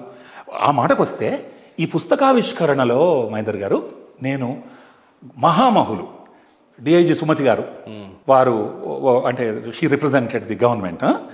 తర్వాత వెన్నెలకంటి ప్రకాశం గారని ఆసియా ఖండంలోనే మహా మేధావి, ఆంగ్ల మేధావి, English and foreign languages university professor మా గురువు గారు. గుంతా లక్ష్మణ్జీ అని చెప్పేసి పెద్ద సామాజికవేత్త, గొప్ప రచయిత, రైట్, గొప్ప సామాజికవేత్త వారు, ఎడ్యుకేషనిస్ట్ వారు. తర్వాత అమ్మా నాన్నలు, మా ఫ్యామిలీ, అన్నయ్య వాళ్ళంతా. తర్వాత నాకు చిన్నప్పటి నుంచి క్రీడలలో అప్పటి శంకర్ దయాళ్ శర్మ గారి రాష్ట్రపతితో అవార్డు ఇప్పించడానికి కారకులైన నా ఫిజికల్ డైరెక్టర్ స్కూల్లో ఎస్కే నిజాముద్దీన్ గారు, మా గురువు గారు. ఇలా మహామహులను, జేకే భారవి గారు బహుముఖ ప్రజ్ఞాశాలి దర్శకులు, వీళ్ళందరూ దీన్ని రివ్యూ చేశారు. అంటే నాకు అవార్డు రావడానికి కారణం మా గురువు గారు, ఫర్ ఎగ్జాంపుల్ ఎస్కే నిజాముద్దీన్ గారు. అలాంటి ఇంకా చాలామంది ఉన్నారు మహామహులు, ఆళ్వార్ గారు, చాలామంది గురువులు ఉన్నారు. వెన్నెలకంటి ప్రకాశం గారు, లంక ఆదినారాయణ గారు, సుమితారాయ్ మేడం, వీళ్ళంతా నా గురువులు. అసలు అలా పేర్లు చెప్పుకుంటూ పోతే మనకు టైం సరిపోదు. ఇలాంటి వాళ్ళందరూ ఏదైతే సంస్కారం నేర్పారో చిన్నప్పటి నుంచి, ఆ సంస్కారాన్ని ప్రదర్శించడం మన ధర్మం, గ్రేట్నెస్ కాదు, అది మన బాధ్యత. అలా వాళ్ళందరి ఆశీర్వచనాలు తీసుకుంటూ దీన్ని ఐక్యరాజ్య సమితి దినోత్సవం రోజు చూడండి అసలు ఎలాంటి గురువులు నాకు ఉన్నారు, ఎలా నేర్పించారో ఆ సంస్కారాన్ని ఇందులో ఎలా నిబిడీకృతం చేయడం జరిగింది అని చెప్పడానికి నాకు తెలిసి నా జన్మ ధన్యమనే భావించాను ఆ రోజు. రాజకీయ నాయకుడి గురించి ఖచ్చితంగా వినాలని. మంచి రాజకీయ నాయకుల గురించి ఉంది, చెడు రాజకీయ నాయకుల గురించి కూడా ఉంది ఇందులో. చాలా మంచి రాజకీయ నాయకులు ఎలా ఉండాలి, రాజకీయ నాయకులు ఎలా ఉండకూడదు, అది కూడా ఇందులో ఉంది. ప్లీజ్. ఇక్కడ గొప్ప రాజకీయ నాయకుల గురించి లేదు, కొద్దిమంది ఉండకూడని, అంటే ఎలా ఉండకూడదు రాజకీయ నాయకుడు, అలా 108, 109 పద్యాల్లో leaders of progress and hope. ముందు ఒక మంచి పాజిటివ్ యాంగిల్లో చూద్దాం. In today's world, the leaders we see are those who strive to make us free from poverty, from hate, from war. They work to make our lives better. More, they speak of peace and togetherness, of equal rights and opportunities. They strive to make our world a better place with fairness, justice, and a steady pace. Though some may falter, some may fall, their efforts to stand tall for the people and for progress is something that should be more than just assess. So, let us not forget their deeds and the progress that they bring for the future of our world is in the hands of today's politicians. Let us sing. అంటే ఈరోజు నా ప్రపంచంలో ఎలాంటి లీడర్లను చూస్తున్నామంటే చాలా కష్టపడతారు, మనకి స్వేచ్ఛను కలిగిస్తారు, బీదరికం నుంచి, అసూయ నుంచి, యుద్ధం నుంచి వాళ్ళు చాలా కష్టపడతారు, మన జీవితాలను ఇంకా సుఖమయం చేస్తారు. ఇంకా చెప్పాలంటే శాంతి గురించి మాట్లాడతారు, ఐకమత్యం గురించి మాట్లాడతారు, సమానమైనటువంటి హక్కుల గురించి మాట్లాడతారు, అవకాశాల గురించి మాట్లాడతారు. ఈ ప్రపంచాన్ని ఒక భూతల స్వర్గంలో మార్చాలని కష్టపడతారు. వాళ్ళ దగ్గర నీతి ఉంది, నిజాయితీ ఉంది, క్రమంగా ముందుకు తీసుకెళ్తారు సమాజాన్ని. అయినా కొద్దిమంది అక్కడక్కడ తప్పటడుగులు వేస్తారు, అయినా కూడా వాళ్ళ కార్యకలాపాలు చాలా గొప్పగానే మనకి ఆదర్శవంతంగా కనబడతాయి. ఎందుకంటే జనాలు వాళ్ళ ప్రోగ్రెసే వీళ్ళకి కావాలి, అంతే తప్ప ఇలాంటి వాళ్ళ గొప్ప త్యాగాలను మనం మర్చిపోకూడదు. ఎందుకంటే వాళ్ళు తీసుకొస్తుంది అభివృద్ధి. కాబట్టి ఈ భవిష్యత్తు ప్రపంచానికి కావాల్సింది అదే. కాబట్టి ఈరోజు ఉన్నటువంటి ఈ రాజకీయ నాయకులు కాదు, రాజనీతిజ్ఞులను వేనోళ్ల పొగుడుదాం అందరం. కాబట్టి జై గొప్ప పొలిటీషియన్. దానికి విరుద్ధంగా వెంటనే ఇక్కడ politicians of deceit, A call for change. ఇక్కడ మోసం చేసే ఎవరైతే కొద్దిమంది మోసం చేసే వాళ్ళు ఉంటారో వాళ్ళ వ్యక్తిత్వాన్ని ఇక్కడ తీసుకురావడం. ఎందుకంటే ప్రపంచ శాంతిలో అన్నీ అంతర్భాగమే కాబట్టి నేను రిసైడ్ చేస్తాను. ఓఎస్, ఇది 2 పేజెస్లో ఇక్కడికి వెళ్ళింది.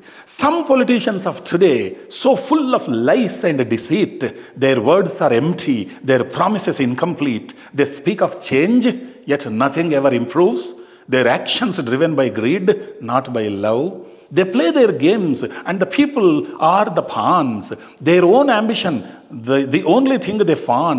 they divide and conquer to keep their power strong, their true colors forever hidden, forever wrong. They speak of unity, yet they sow the seeds of discord. Their actions, a reflection of their true disregard. For the people they claim to serve, they care not a bit. Their only goal, to fill their own pockets, their own slit. They speak of democracy, yet they trample on our rights. Their corruption and deceit, the very thing that blight the world we live in and the future we desire. Their actions, a reminder of the dire. So let us rise and not be fooled by their lies. Let us demand better leaders with integrity and ties to the people they serve and to the world they lead. For only then can we truly succeed. జాగ్రత్తగా ఉందాం సుమా అని ఇక్కడ కొంతమంది అబద్ధాలు చెబుతారు, మోసం చేస్తారు, అన్ని శుష్క వాగ్దానాలు చేస్తారు, ఇన్కంప్లీట్గా మాటలు నిలబెట్టుకోరు. వాళ్ళు మార్పు గురించి మాట్లాడతారు, ఎక్కడేసిన గొంగడి అక్కడే ఉంటుంది. అక్కడ దురాశ కనబడుతుంది వాళ్ళ యొక్క చేతల్లో, ప్రవర్తనలో. ప్రేమ కనపడదు. ఆటలు ఆడతారు, గేమ్స్ ప్లే చేస్తారు. జనాలను చెస్లో ఎట్లయితే పాన్స్ ఉంటాయో వాళ్ళను పావులుగా మార్చుకుంటారు వాళ్ళ సొంత యాంబిషన్ కొరకు. కాబట్టి మనల్ని విభజిస్తారు, పాలిస్తారు. వాళ్ళ పవర్ని మాత్రం స్ట్రాంగ్గా చేతుల్లో పెట్టుకుంటారు. అసలైన రంగులు దాచుకుంటారు, లోపల మాత్రం ఎంతో తప్పుడు వ్యక్తిత్వంతో ఉంటారు. ఐకమత్యం గురించి మాట్లాడతారు, కానీ విభజించే విత్తనాలు నాటుతారు మనుషుల మనసుల్లో. కాబట్టి మనము వాళ్ళు ఎవరికైతే సేవ చేస్తున్నారో అనుకుంటున్నామో నిజానికి చెయ్యరు ఈ చెడ్డ రాజకీయ నాయకులు. వాళ్ళ గోల్ అంతా ఒకటే, వాళ్ళ పాకెట్స్ నింపుకోవటము. రాజ్యాంగం గురించి, డెమోక్రసీ గురించి మాట్లాడతారు, జనాల హక్కులను కాలరాస్తారు. కరప్షను, మోసము, ఇదంతా వాళ్ళు అంటే మోసపు యాక్టివిటీస్ చేస్తారు. కాబట్టి మనం ఎంత జాగ్రత్తగా ఉండాలి అంటే వాళ్ళు చెప్పే శుష్క వాగ్దానాలు నమ్మకుండా మనం ఏం చేయాలి, మంచి నాయకులను ఎన్నుకోవాలి. సమగ్రత కలిగినటువంటి ఇంటెగ్రిటీ ఉన్నటువంటి గొప్ప రాజనీతిజ్ఞులను ఎన్నుకోవాలి. అప్పుడే వాళ్ళు జనాలకు సేవ చేయగలరు, ప్రపంచాన్ని మరింత ముందుకు తీసుకెళ్ళగలరు. అప్పుడే మనము సక్సీడ్ కాగలం. కాబట్టి ఓటును నమ్ముకుందాం, అమ్ముకోవద్దు అన్న అర్థంతో మంచి రాజకీయ నాయకుల కంటే రాజనీతిజ్ఞులను ప్రశ్నిస్తే వాళ్ళు తయారవుతారనే ఒక అంతఃసూత్రంతో చాలా మంచి రాజకీయ నాయకులు ఉన్నా కొద్దిమంది చెడ్డ వాళ్ళ వల్ల కొలని హంసల కాడ కొక్కెరలు ఉన్నట్టు అన్ని హంసలే ఓ కొంగ ఉంటే అందరికీ చెడ్డ పేరు. అలాంటి వాళ్ళ గురించి అంటే ఇక్కడ ఎవరిని డైరెక్ట్ అడ్రస్ చేయడం కాకుండా సద్భావనతో మనం ముందరికి వెళ్ళాలి అనే ఒక మంచి విషయాన్ని ముందుకు తీసుకురావడం. చీకటి ఎలా ఉంటుందో తెలిస్తే వెలుతురు యొక్క గొప్పదనం మనకు తెలుస్తుంది. అందుకే ఇలా ఉండకూడదు, ఎలా ఉండాలి అని ఒకవైపు మెచ్చుకోవటం, నాణానికి ఒకవైపు, మరోవైపు అక్కడ ఉన్నటువంటి నెగిటివిటీ చెప్పటమే ఒక కవిగా నా ఉద్దేశం. ఎప్పుడు రాశారు సార్, ఎంత పరిశోధించారు సార్. ఈ పుస్తకం ఉన్న విలువ ఒక్కొక్క పేజీ తెరుస్తూ ఉంటే అది మరీ ఎక్కువగా ఒక పుస్తకంలో ఒక పేజీ కాదు, మొత్తం పుస్తకం చదవాలి అనే ఆశ కోరుతా ఉంది. చాలామంది దీన్ని తెలుగులోకి త్వరగా అనువదించండి అని అడుగుతున్నారు మహేందర్ గారు. ఒక పక్క ఈ బుక్ను చూస్తేనేమో 5 కోట్లని ఫిక్స్ చేసేసారు సార్. మరో పక్క దీన్ని ధ్యానించాలి, చదవాలి, దీన్ని ఆర్డర్ చేసుకోవాలి అని కోరుకునే వ్యూవర్స్ పుస్తకం ఉంది ఇప్పుడు ఇంత తొందరగా అయ్యే పని కాదు. సో ఎలా సాధ్యం యాక్చువల్లీ? ఇప్పుడు ఇది 5 కోట్లని మీరు ఒక ధర ఫిక్స్ చేశారు, దీన్ని ప్రింట్ చేసేది ఎలా? నార్మల్ పర్సన్స్ దీన్ని చదవాలి అని అనుకుంటే ఎలా? పోనీ ఒకేసారి 3 ముఖ్యమంత్రులకి ఈ పుస్తకం నచ్చినప్పుడు వాళ్ళు ఒకవేళ చదవాలి అనుకున్నప్పుడు ఇది ఒకటే, ఇది పబ్లిష్ అయ్యేది ఎలా? మంచి ప్రశ్న వేశారు మహేందర్ గారు, నేను చెప్తాను.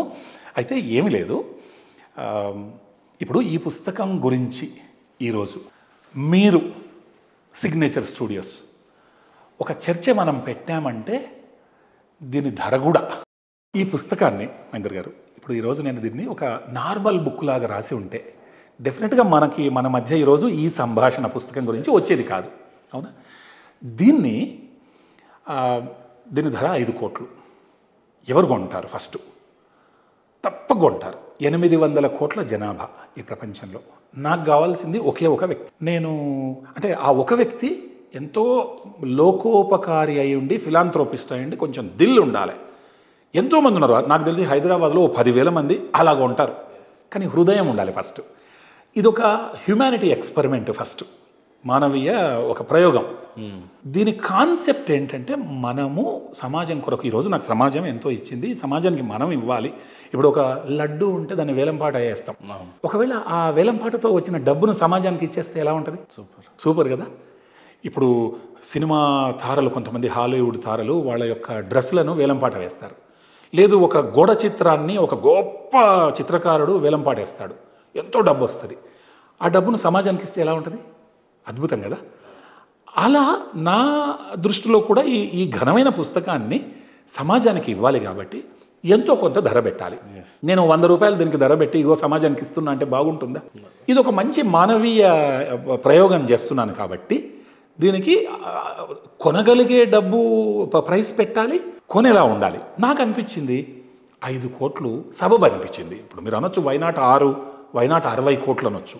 నేను ఈ మధ్యకాలంలో హైదరాబాద్లో ప్రదర్శనకు పెట్టిన ఒక శునకం గురించి చూస్తే 20 కోట్లు మహేందర్ గారు దాని ధర. మీ నాలెడ్జ్లో ఉండింటుంది కదా, అవునా? నేనేమంటున్నా, ఇప్పుడు గోడ చిత్రమైన చాలా గ్రేటు, వాళ్ళు స్టాల్ వాట్స్, ఒకరోజు దుమ్ము పట్టిపోతుంది. ఒక హాలీవుడ్ తార డ్రెస్ ఎన్ని 100 కోట్లైనా సూపర్ సెలబ్రిటీ కానీ ఒకరోజు చినిగిపోతుంది, అవునా? ఈవెన్ లడ్డు కూడా ఆ డబ్బు సమాజానికి ఇవ్వడం చాలా గొప్ప, అది దైవానికి సంబంధించింది, గ్రేట్, కానీ తింటే అయిపోతుంది. ఈ పుస్తకం మూల్యం మొత్తం సమాజానికి చెందడమే కాకుండా తరతరాలుగా చరిత్రని ఇన్స్పైర్ చేస్తూ నిలిచిపోతుంది. కరెక్ట్ సార్, అవునా? ఒక శునకానికి 20 కోట్లు ఉన్నప్పుడు సమాజం పట్ల, విశ్వశాంతి పట్ల మక్కువతో 316 పేజీలు 33 సంవత్సరాల కృషితో వెలువరించిన ఈ పుస్తకాన్ని ఒక 5 కోట్లు పెట్టి తీసుకునే వ్యక్తి ఇందులో పద్యాలు చదివి తీసుకోడు డెఫినెట్గా. The concept is wonderful.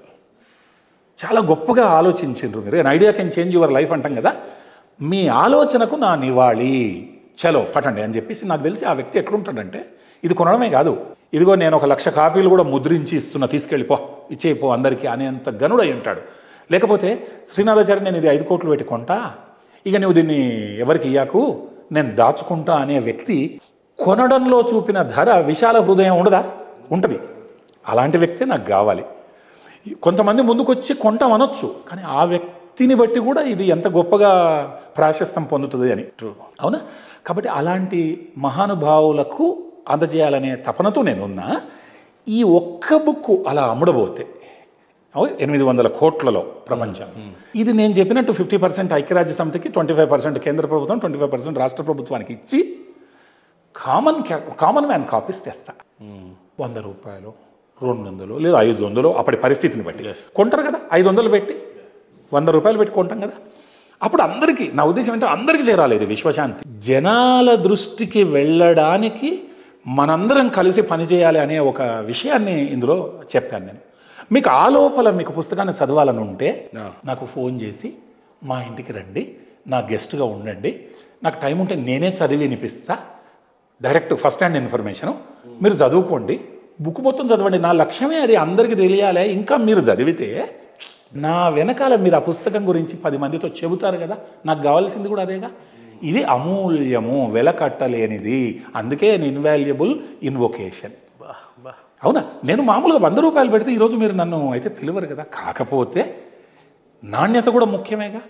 ఇది వేలంపాటతో వచ్చిన ధర కాదు, ఒక కవిగా శ్రీనాథాచారి సూచించిన మూల్యం 5 కోట్ల అనేది. ఇక్కడ 2 విషయాలు మహేందర్ గారు, ఆనెస్ట్గా చెప్తా. నేను చాలా చాలా చిన్నవాడిని, సముద్రంలో నీటి బొట్టునే. నేను మానవ మేధస్సుకు నేను ఫిదా, నా మేధస్సు కాదు. నా ఉద్దేశం అంతా ఏంటంటే 5 కోట్లు ఎక్స్ట్రాడినరీ క్రియేటివిటీ దీంట్లో దాగి ఉంది. అంతకన్నా లవ్ ఆఫ్ సొసైటీ ఉందా?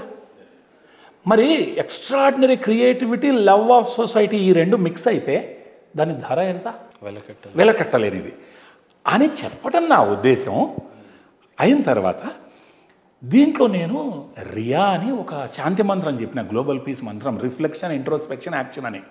మనందరం 3 పదాలు, రిఫ్లెక్షన్, ఇంట్రోస్పెక్షన్, యాక్షన్ అనే పదాల మొదటి అక్షరాలు RIA, రియా. విశ్వశాంతి మంత్రం, ఓ మంచి ఆలోచన చేద్దాం ఈ ప్రపంచానికి, లోతైన అధ్యయనం చేద్దాం, ఇంట్రోస్పెక్షన్, యాక్షన్లోకి దిగుదాం, కార్యాచరణ.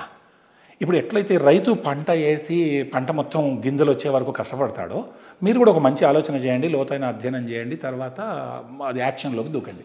మంచి ఆలోచన చేసి మీరు యాక్షన్లోకి పోకపోతే బాగుంటుందా? అంటే మంచి ఆలోచన చేయడం విత్తనం నాటడం అయితే, ఇంట్రోస్పెక్షన్ అనేది పంటను పండించడం అయితే, యాక్షన్లోకి దూకటం ఫలాలు అందుకోవటం. అంటే విత్తనాన్ని నాటినప్పటి నుంచి ఫలాలు అందుకునే వరకు ఈ సైకిల్ అంతా ఇంపార్టెంటే. అందుకే ఈ సమాజం కొరకు ప్రతి ఒక్కరూ ఓ మంచి ఆలోచన, ఓ మంచి అధ్యయనం, మంచి ఆచరణ చేసి పడుకునే ముందు రియా అనుకోండి, నిద్ర లేచినాక రియా అనుకోండి, రోజంతా రియా అనుకోండి. ఎలా మీకు చేతనైనంత. మీరు ఏం చేస్తారో నాకు తెలియదు. డబ్బు సాయం చేస్తారా, వస్త్రదానం చేస్తారా, అన్నదానం చేస్తారా, జ్ఞానదానం చేస్తారా, అక్షర జ్ఞానం, లేదు సమాజం బాగుండాలని మీడియా ద్వారా ఒక బాధ్యతను ముందుకు తీసుకెళ్తారు. మీ ఇష్టం.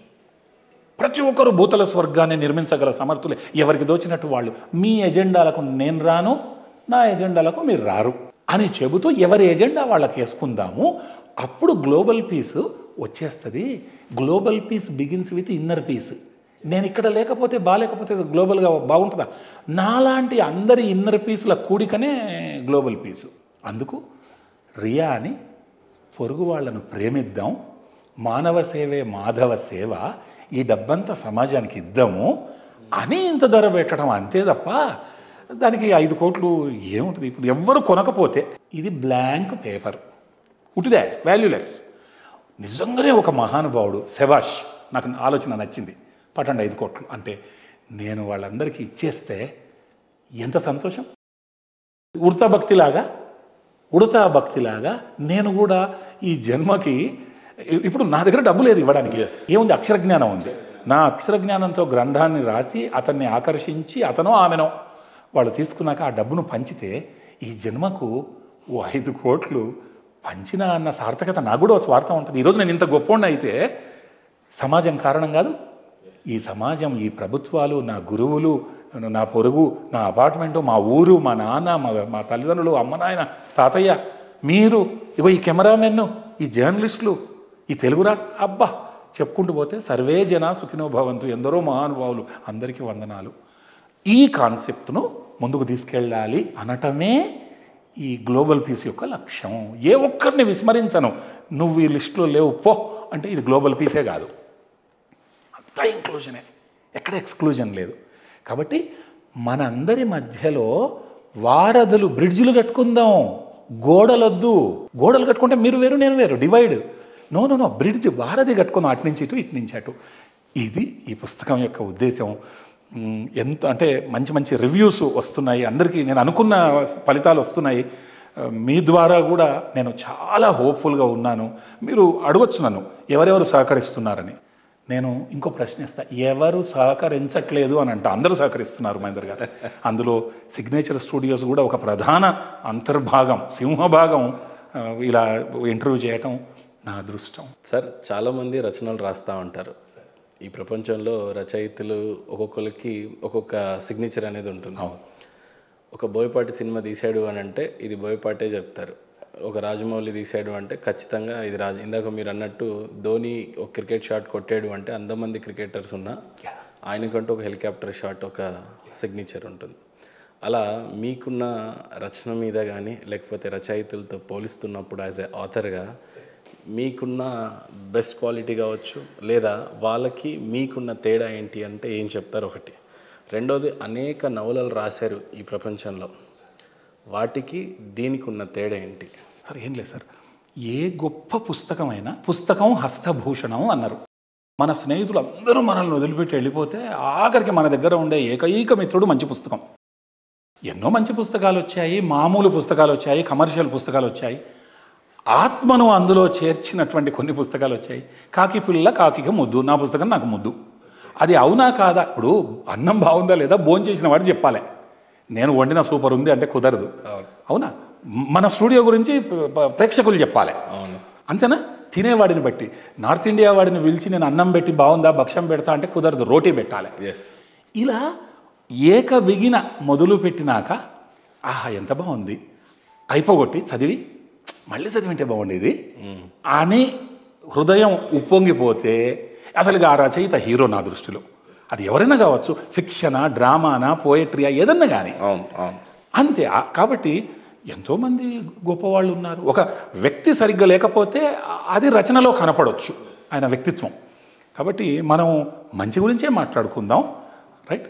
అందులో గొప్పగా రాసిన గొప్ప క్వాలిటీస్నే తీసుకుందాం. మరి ఈరోజు ఈ పుస్తకం సాధ్యమైందంటే ఎంతోమంది గురువులు, రచయితలు, కవులు వాళ్ళ ఇంపాక్ట్ నా మీద ఉంటేనే కదా.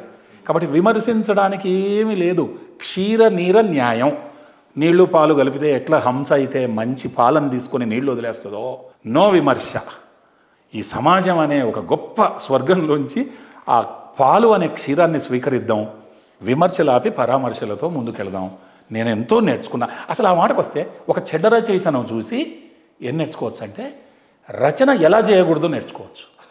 ఒక మంచి రచయితను చూసి ఒక మంచి రచన ఎలా చేయాలో నేర్చుకోవచ్చు. అంటే నేర్చుకోవాలన్న తపన ఉంటే ఈ ప్రపంచమే ఒక విశ్వవిద్యాలయం. మిమ్మల్ని బాగా అప్రిషియేట్ చేసే విషయం ఏంటంటే, ఒక కవి కానీ ఒక ఆథర్ ఏదన్నా రాయడానికి కూర్చున్నప్పుడు ఒకసారి లవ్ స్టోరీ అయి ఉండొచ్చు, కొన్నిసార్లు ఇతిహాసాల గురించి అయి ఉండొచ్చు, కొన్నిసారి పురాణాలు ఎప్పుడు మొదలైనవి ఏంటి అనే దాని మీద అయి ఉండొచ్చు, కొన్నిసార్లు డిప్రెషన్లో ఉన్న వ్యక్తిని బయటకు పడేయడానికి రాసేవి అయి ఉండొచ్చు.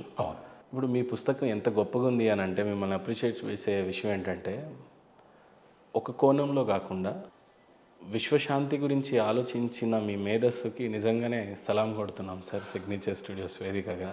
Thank you. అలాంటి ప్రయాసలో మీ ప్రయాణం గురించి చెప్పాలి ఫైనల్గా అంటే, మీకున్న ఎమోషన్స్ ఆ పుస్తకం పట్ల, ఈ ప్రయాణంలో మీరు చాలాసార్లు మంత్రముగ్ధులై ఉంటారు, చాలాసార్లు ఏడ్చేసిన క్షణాలు ఉంటాయి, చాలాసార్లు నవ్విన క్షణాలు ఉంటాయి, బాధపడిన క్షణాలు ఉంటుంది. అన్నిటికంటే మించి ఇంత ప్రయాస అది వృధా అవుతుందా, నిజంగానే ఈ ప్రపంచానికి ఏమన్నా ఉపయోగపడుతుందా అని మీరు ఆలోచించిన ఆలోచనలు కావచ్చు. ఒక్కసారి ఆ ప్రయాణం గురించి చెప్పాలి అంటే ఏం చెప్తారు సార్? అంటే నాకు చిన్నప్పటి నుంచి నాన్న, అమ్మ, మా ఫ్యామిలీ జాయింట్ ఫ్యామిలీ చాలా ఇంపాక్ట్ ఉంటుంది. ప్రతి ఒక్కరు వాళ్ళ ఫ్యామిలీ గురించి గొప్పగా చెప్పుకుంటారు. నేను గొప్పగా చెప్పుకోవడమే కాదు, ఉన్న విషయాన్ని నేను చెప్తాను. నాకు ఆది గురువులు అమ్మ, నాన్న, మా తాతయ్య, నా అమ్మమ్మ, తర్వాత మా అన్నయ్య శ్రీనివాసాచారి గారు, ఎమినెంట్ జర్నలిస్ట్, మా ఫ్యామిలీ మొత్తం, మా తమ్ముడు, అక్క. ఎన్ని ఎన్ని నేర్పించారో అసలు వాళ్ళు, రైట్? అసలు ఈ రచన చేసినప్పుడు నేను మామూలుగా ఉంటుందో ఏమో అనుకున్నాను, కానీ ఒక 10 పద్యాలు చదివించిన తర్వాత నా భార్య ఏడ్చేసింది మహేందర్ గారు. వద్దంటే అలా అలా అలా అలా అలా అలా కన్నీళ్ళు వచ్చేసాయి. నాకు తెలిసిపోయింది లిట్మస్ టెస్ట్, ఇది చాలా మహద్గ్రంథమే, దీంట్లో అని. అలా ఎన్నో ఉన్నాయి అలాంటి గొప్ప గొప్ప. అంటే అసలు నాకు ఇంగ్లీషే రాదు, ఒక్క ముక్క రాదు. కానీ ఇంటర్మీడియట్ చదివేటప్పుడు నేను అన్నయ్య సూపర్విజన్లో మహబూబ్ నగర్లో నన్ను అన్నయ్య బాగా చూసుకొని ఇలా మాట్లాడు, అసలు చెబితే శ్రీనాథ్ ఐ డూ అని కూడా అన్నాడు ఇంగ్లీష్లో. ఐ డూ అన్నాడు అని నాన్నతో చెప్తుంటే నాకు గుర్తుంది. గిన్నిస్ వరల్డ్ రికార్డ్ వచ్చింది ఇంగ్లీష్లో నాకు.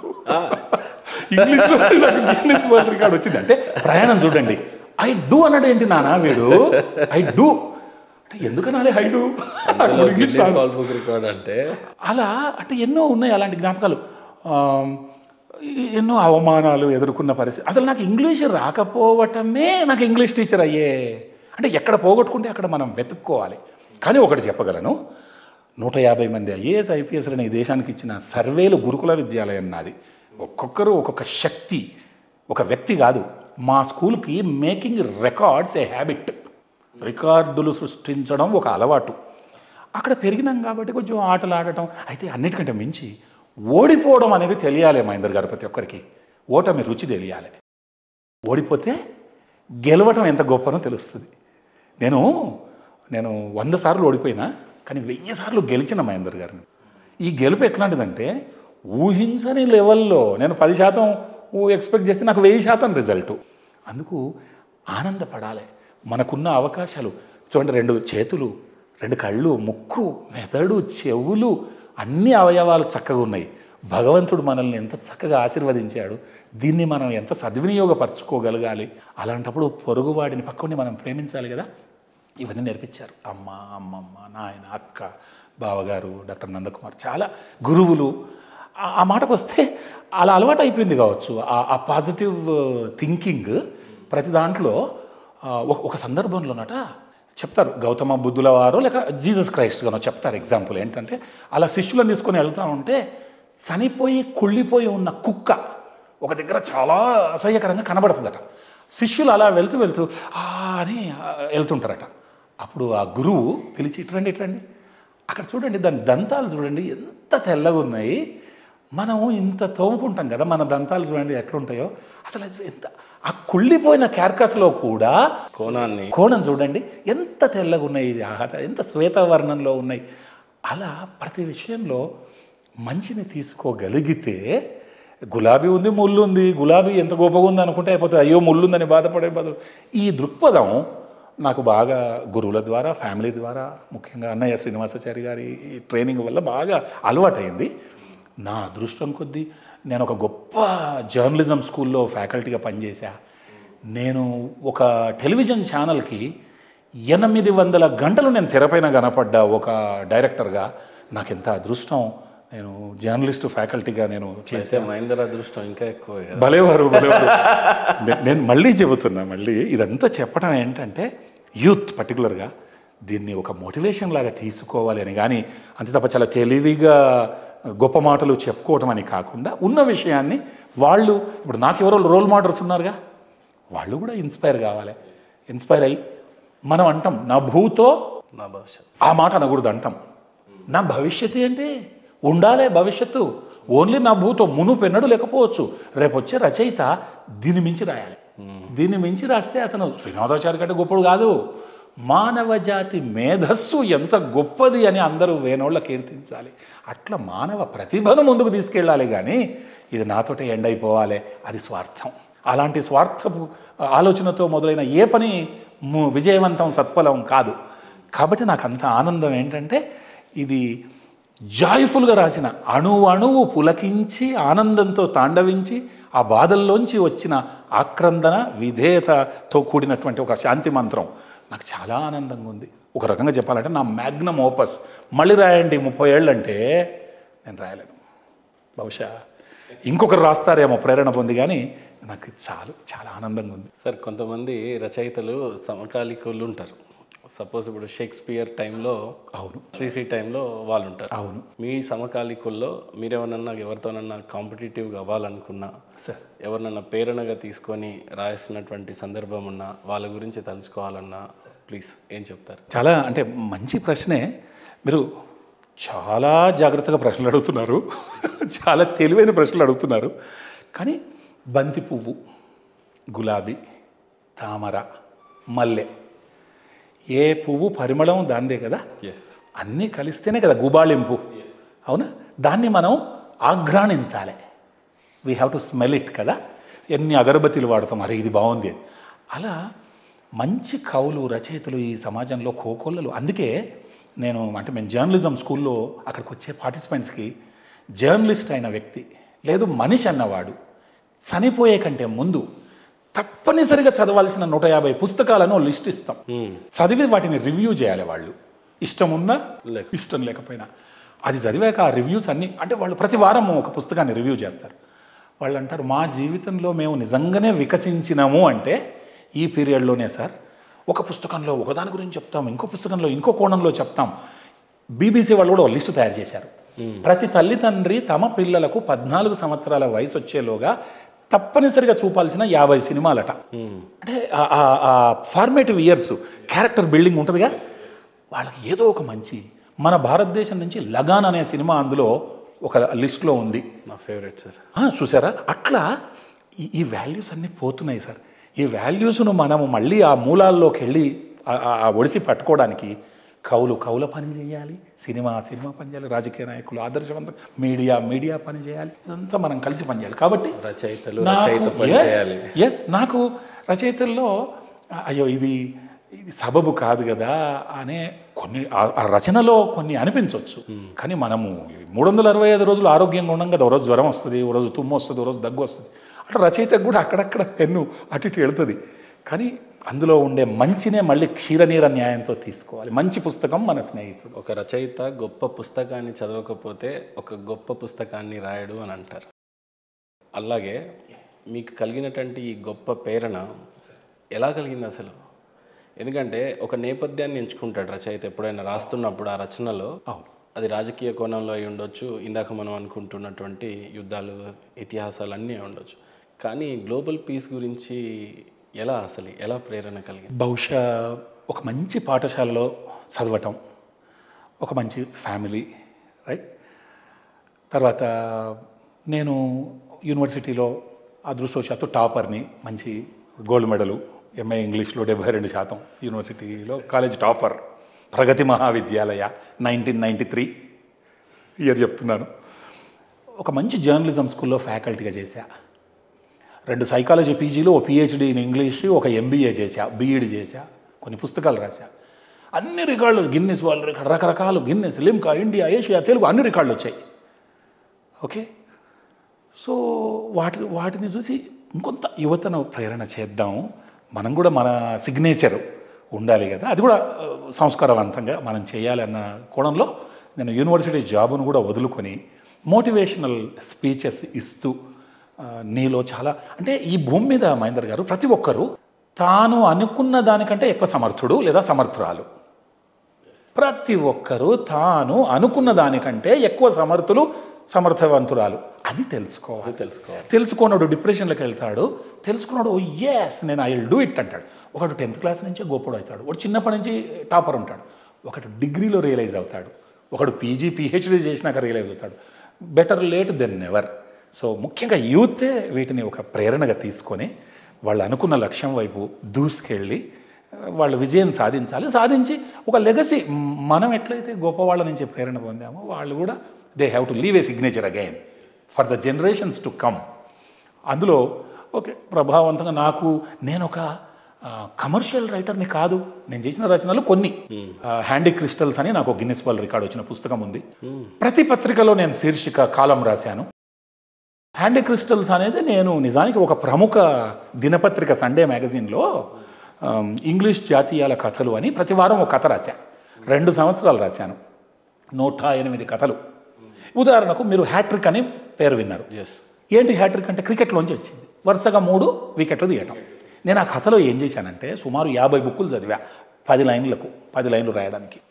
క్రికెట్లోనట పాతకాలంలో వరుసగా 3 వికెట్లు తీస్తే మ్యాన్ ఆఫ్ ది మ్యాచ్ లాగా అతన్ని కుర్చీలో కూర్చోబెట్టి మంచి మంచి బీడ్స్ పూసలతో తయారు చేసిన కాస్ట్లీ ఒక దొరటోపి హ్యాట్ను ఆయన నెత్తిన పెట్టి చప్పట్లు కొట్టేదట, బహూకరించేవాళ్ళట.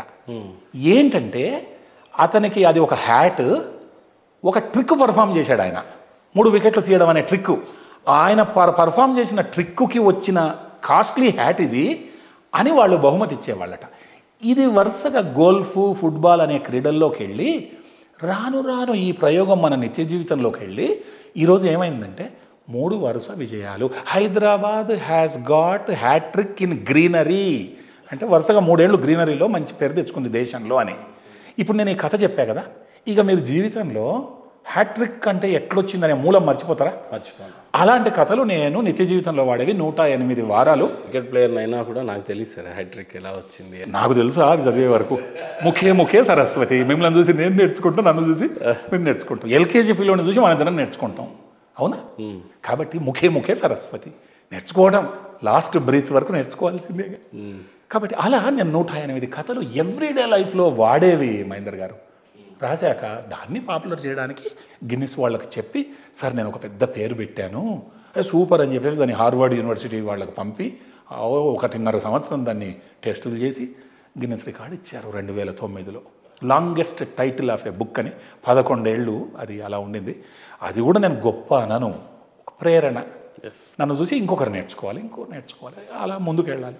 ఇలా యూత్ను ఒక ప్రోగ్రెసివ్ డైరెక్షన్. చాలా దేశాలు కూడా ప్రయాసపడుతున్నాయి. చాలా దేశాలు యుద్ధాలు జరగటం వల్ల, పావర్టీ వల్లనో లేకపోతే ఇతరత సమస్యల వల్ల ర్యాంకింగ్లో లోపిస్తూ ఉన్నాయి. జీడిపిలో సరిగ్గా పర్ఫామ్ చేయకపోవటం, సరైన నాయకుడు లేక పాకిస్తాన్ ఇప్పుడు ఏ రోజు ఇందాక మీరు అన్నట్టుగా ఆ నాయకత్వ లోపం ఉండడం వల్ల మంచి పర్ఫామ్ చేయలేకపోతున్నాయి. ఇలాంటి టైంలో ప్రతి నాయకుడు కోరుకుంటాడు ఏంటంటే ఒక సపరేట్ బడ్జెట్ వేసి యుద్ధాలను ఆపాలా, లేకపోతే యుద్ధం వచ్చినప్పుడు సరిగ్గా తలబడాలా అని చెప్పేసి ఒక సపరేట్ బడ్జెట్ వేసి, ఇది చెప్పాలి అంటే ప్రతి దేశానికి ఒక ఉన్న హెడేక్ ఏంటంటే ఇదే మీరు చెప్తున్నటువంటి గ్లోబల్ పీస్ లేకపోవటం మూలాన ఆ దేశాలు బాగుపడకుండా ఈ పేదరికంలోకి వెళ్ళిపోవటం, ఇలాంటి వాటి మీద మీరు రాసినటువంటి బుక్ నిజంగా చెప్తున్నాను సార్, సార్ మిమ్మల్ని ఇంటర్వ్యూ చేసే స్థాయి మేబీ ఇంకా నేను పొందలేదు. లేదు, నేను చాలా చిన్నవాడిని. ఈ హాట్ సీట్లో నన్ను కూర్చోబెట్టి మిమ్మల్ని ఇంటర్వ్యూ చేసే స్థాయిని వచ్చాను అని అంటే బహుశా ఏదో పుణ్యం చేసుకొని ఉండాల్సిందే తప్పితే కానీ మాటలు మీరు అది మీ సంస్కారం తప్ప అట్లేమీ లేదు. ఇప్పుడు జస్ట్ మన దేశం ప్రధానికేనైనా లేకపోతే అనేక ఇతర దేశ ప్రధానులందరికీ యాజ్ ఏ రచన రాయడం వల్ల వచ్చినటువంటి ఆ తెలివితేటలతో కాదు, కానీ బట్ కంప్లీట్ అధ్యయనం అంతా చేసిన తర్వాత మీరు ఏమన్నా మెసేజ్ ఇవ్వాలి ఈ దేశాలన్నిటికీ అని అనుకుంటే గ్లోబల్ పీస్ కోసం ఏమని చెప్తారు? ఓహ్ అద్భుతం, అదొక పద్యం ఉంది, చదవనా? అదొక ప్లీజ్. ప్రతి ఒక్కరికి ఏం చేయాలి, ప్రపంచ దేశాల చీఫ్స్ అందరికీ ఒక పద్యం ఉంది, చూసారా? మీరు ఆ పద్యాన్ని చూడకుండానే ప్రశ్నించారు, అందుకే అదొక భగవద్గీత అని చెప్పినాను. మహేందర్ గారు, ప్రపంచ దేశాల అధినేతలకు నాయకులకి మీరు ఏం చెప్పదలుచుకున్నారు అని మీరు అన్నారు. ప్రశ్న యాదృచ్ఛికమే అయినా 75వ పద్యం అదే చెబుతోంది. ఎలా చెబుతోంది చూడండి, చేతులు జోడించి ప్రపంచ నాయకులందరికీ, ప్రతి దేశ నాయకులకి, నాయకత్వాలకి, రాజనీతిజ్ఞులకు చెబుతోంది. an appeal to the chiefs of all nations, an appeal to the chiefs of all nations. Dear honorable heads of countries far and near, please lend my simple words to your ear. Rule with love for all to see. Take care of folks, set your heart free. Show love and warmth in every town. Let us all feel close, don't let us down. Rule with kindness, make us proud. With our people, say it loud. Be a light that shines so bright, so we can look up to you day and night. With you leading, we won't get lost. Together we will win, no matter the cost. So, leaders, please hear my call. Be the kind of boss we all love, one and for all. Lead us to a better day. So, tomorrow is bright, starting today. ఓ గౌరవనీయులైనటువంటి విశిష్టమైన దేశాధినేతలారా, దూరమైన దగ్గరి దేశమైన, వినండి మా ప్రార్థన. దయచేసి మా మాటలని ఆలకించండి, వినటం కాదు ఆలకించండి. ప్రేమతో పరిపాలించండి, మా అందరికీ కనపడేలా ప్రేమను ప్రకటించండి. గ్రామీణ ప్రాంతాలని అందరినీ బాగా, ఈ అణగారిన వర్గాలని అందరినీ పట్టించుకోండి, చేతగాని వాళ్ళని ఎక్కువ పట్టించుకోండి. మా యొక్క కష్టాల నుంచి మమ్మల్ని విముక్తులను చేయండి, ప్రేమను చూపండి, ఆ ఆర్ద్రత ఆప్యాయతను ప్రతి చోట ప్రతి గ్రామంలో కురిపించండి. మమ్మల్ని మీకు దగ్గర కానివ్వండి, మేము మిమ్మల్ని తక్కువగా చూడం, మా పైన మీ కరుణ చూపించండి. మమ్మల్ని మా నాయకులని మేము గర్వపడేలా మీరు చేయండి. మన జనాలు అందరూ కమాన్, మనందరం గట్టిగా వేనోళ్ళ పొగుడుదాం ఇలాంటి నాయకులను. మీరందరూ మాకు దీపస్తంభాలు కండి పరిపాలనలో. మీ వైపు తలలెత్తుకొని చూసేలా మీరు పరిపాలించండి రాత్రి పగలు. మీరు మమ్మల్ని ముందుకు నడిపిస్తే మీ వెనకాలే నడుస్తాం. మనందరం కలిసిమెలిసి ఐకమత్యంతో మనం గెలుస్తాం. ఎలాంటి మూల్యమైనా చెల్లించుకోవడానికి సిద్ధపడదాం. కాబట్టి ఓ గొప్ప నాయకులారా, మా మాటలు ఆలకించండి. మేము ప్రేమించే బాస్లా, నాయకుడిలా తయారవ్వండి. ఈరోజు రేపు నిత్యం మమ్మల్ని ప్రోగ్రెస్ వైపు, అభివృద్ధి వైపు నడిపించండి. రేపు అనేది మాకెంతో బ్రైట్గా కనబడుతుంది. మా జీవితాల్లో ఇంద్రధనస్సును చూపించండి. ఈ క్షణం నుంచే మీ అందరికీ వందనాలతో the chiefs of all nations వినమ్రంగా వందనాలు చెల్లిస్తూ మాకు ఇది చేయండి. మిమ్మల్ని చూసి మేము గర్వంతో తలెత్తుకునేలా ప్రవర్తించండి, పాలించండి. మిమ్మల్ని మేము కోరుకునే బాస్ అని చెప్పేసి మా హృదయాల్లో మీరు స్థానం సంపాదించుకో. Super sir. ఇంతకు మించిన వినయం, ఆర్ద్రత, విధేయత, అలాంటి శాంతి గ్రేట్ హంబుల్ వేలో సార్ సార్ రాసినటువంటి ప్రయాస ఖచ్చితంగా వృధా కాకుండా పోదు అని మనస్ఫూర్తిగా కోరుకుంటున్నాను సార్. థ్యాంక్ యూ మహేందర్ గారు. ఈ బాక్స్ చూస్తుంటే నేను సినిమాల్లో చూశాను సార్, మనిషి చనిపోయిన తర్వాత అవును కఫిన్ అంటే స్వర్గంకి వెళ్ళినా పేటిక కాదు సార్, స్వర్గంకి వెళ్ళినా నరకానికి వెళ్ళినా చిత్రగుప్తుడు ఎక్కడొస్తాడో తెలియదు. స్వర్గంలో ఉంటాడో నరకంలో ఉంటాడో ఎవరు డిసైడ్ చేస్తాడో తెలియదు. ఈ పేటిక ఏం పాపం చేశారా బాబు అన్నప్పుడు ఓపెన్ చేస్తూ ఉంటాడు ఈ సినిమాలలో. సో ఈ బాక్స్కి ఏమన్నా ప్రత్యేకత ఉందా? చాలా బాగా చెప్పారు.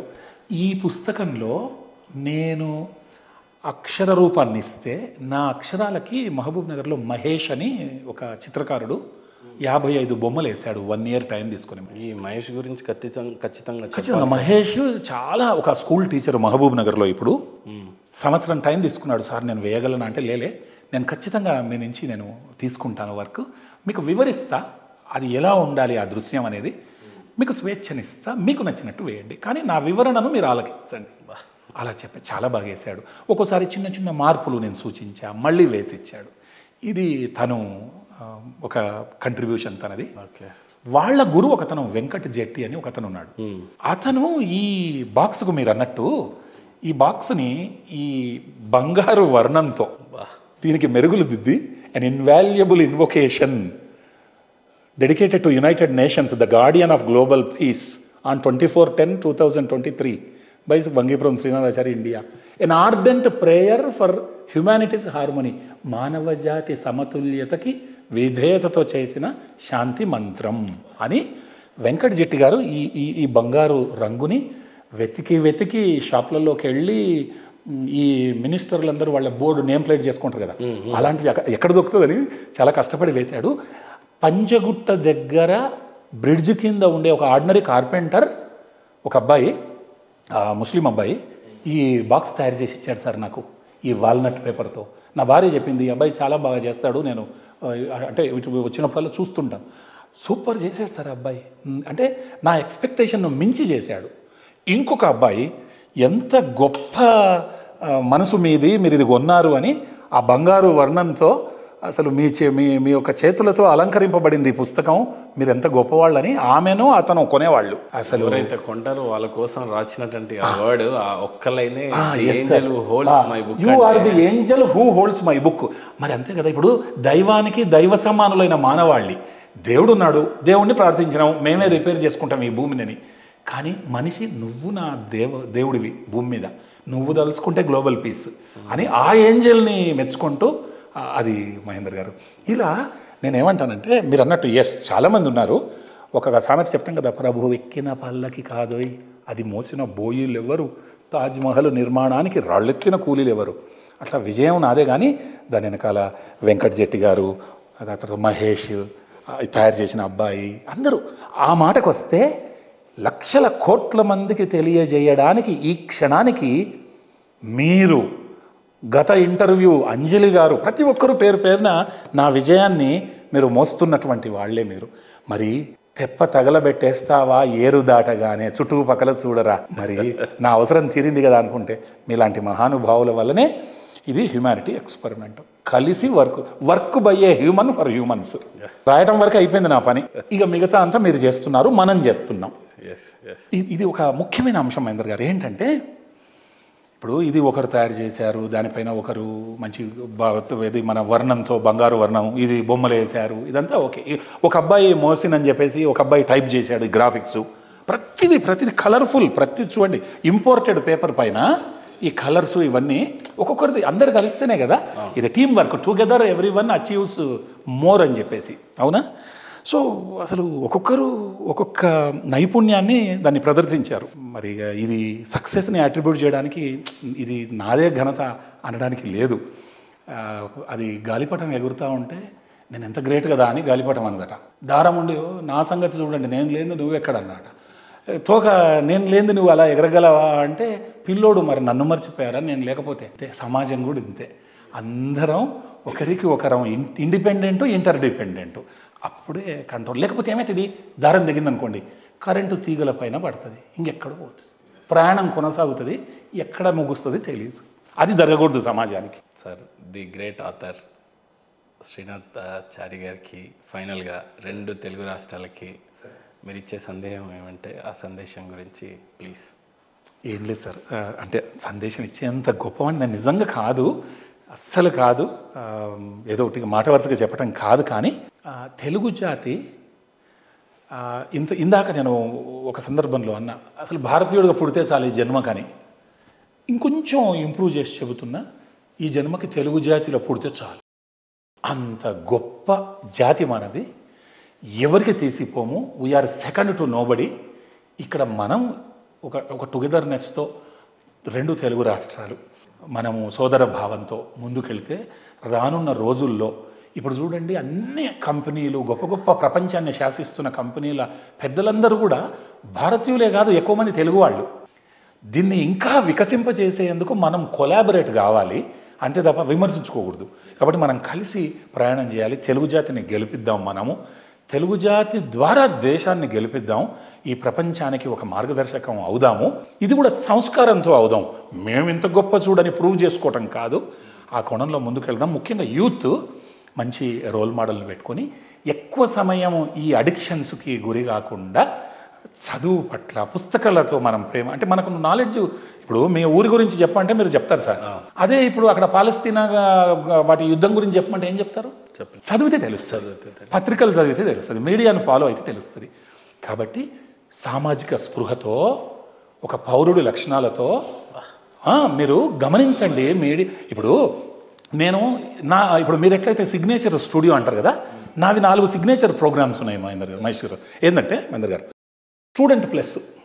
స్టూడెంట్ ఉండకూడదు, కొంచెం ఎక్కువ ఉండాలి. నేను ప్రోగ్రామ్ చేస్తాను ఎవరన్నా మోటివేషనల్ లెక్చర్. టీచర్ లాగా ఉండకూడదు, కాస్త ఎక్కువ ఉండాలి. పేరెంట్ ప్లస్ 96% పేరెంట్స్ అట పేరెంటల్ క్వాలిటీస్ లేవట ఈ భూమి మీద. ఈరోజు 12 గంటల వరకు టీవీ చూస్తున్నాడని నా దగ్గర కౌన్సిలింగ్కి వస్తారు. ఎందుకు చూస్తున్నారంటే పేరెంట్ చూస్తున్నాడు కాబట్టి. నువ్వు పడుకో 10 గంటలకి, ఎందుకు పడుకోరు? యథా రాజా తదా ప్రజ. డిసిప్లిన్ పెద్దోడికి ఉండాలి, తర్వాత కింది వాడికి వస్తుంది. అవునా? So parent plus, last citizen plus. పౌరుడు బాధ్యత నిర్వర్తిస్తే హక్కులు వస్తాయి. కాబట్టి మనం అందరికీ కోఆపరేట్ చేయాలి, గవర్నమెంట్ని గౌరవించాలి, రూల్స్ పాటించాలి కదా. So student plus, parent plus, teacher plus, citizen plus, ఇవి నా సిగ్నేచర్ ప్రోగ్రామ్స్. కాబట్టి ఉండాల్సిన దానికంటే కొంచెం ఎక్కువ ఉండండి. ఏం చేస్తారు? ఏమో నేర్చుకోండి. ఏం చేస్తారు? పుస్తకాలు చదవండి, మహానుభావులను కలవండి, గొప్ప గొప్ప వాళ్ళతో ఇంటరాక్ట్ కండి. ఒక మంచి వ్యక్తితో కలిసి భోంచేస్తేనట ప్రపంచంలోని అత్యుత్తమ గ్రంథాలు నెల రోజుల్లో ఎంతైతే చదివితే విజ్ఞానం వస్తుందో అంత వస్తుందట ఆ డైనింగ్ టేబుల్ దగ్గర. ఒక చైనా సామెత, అవునా?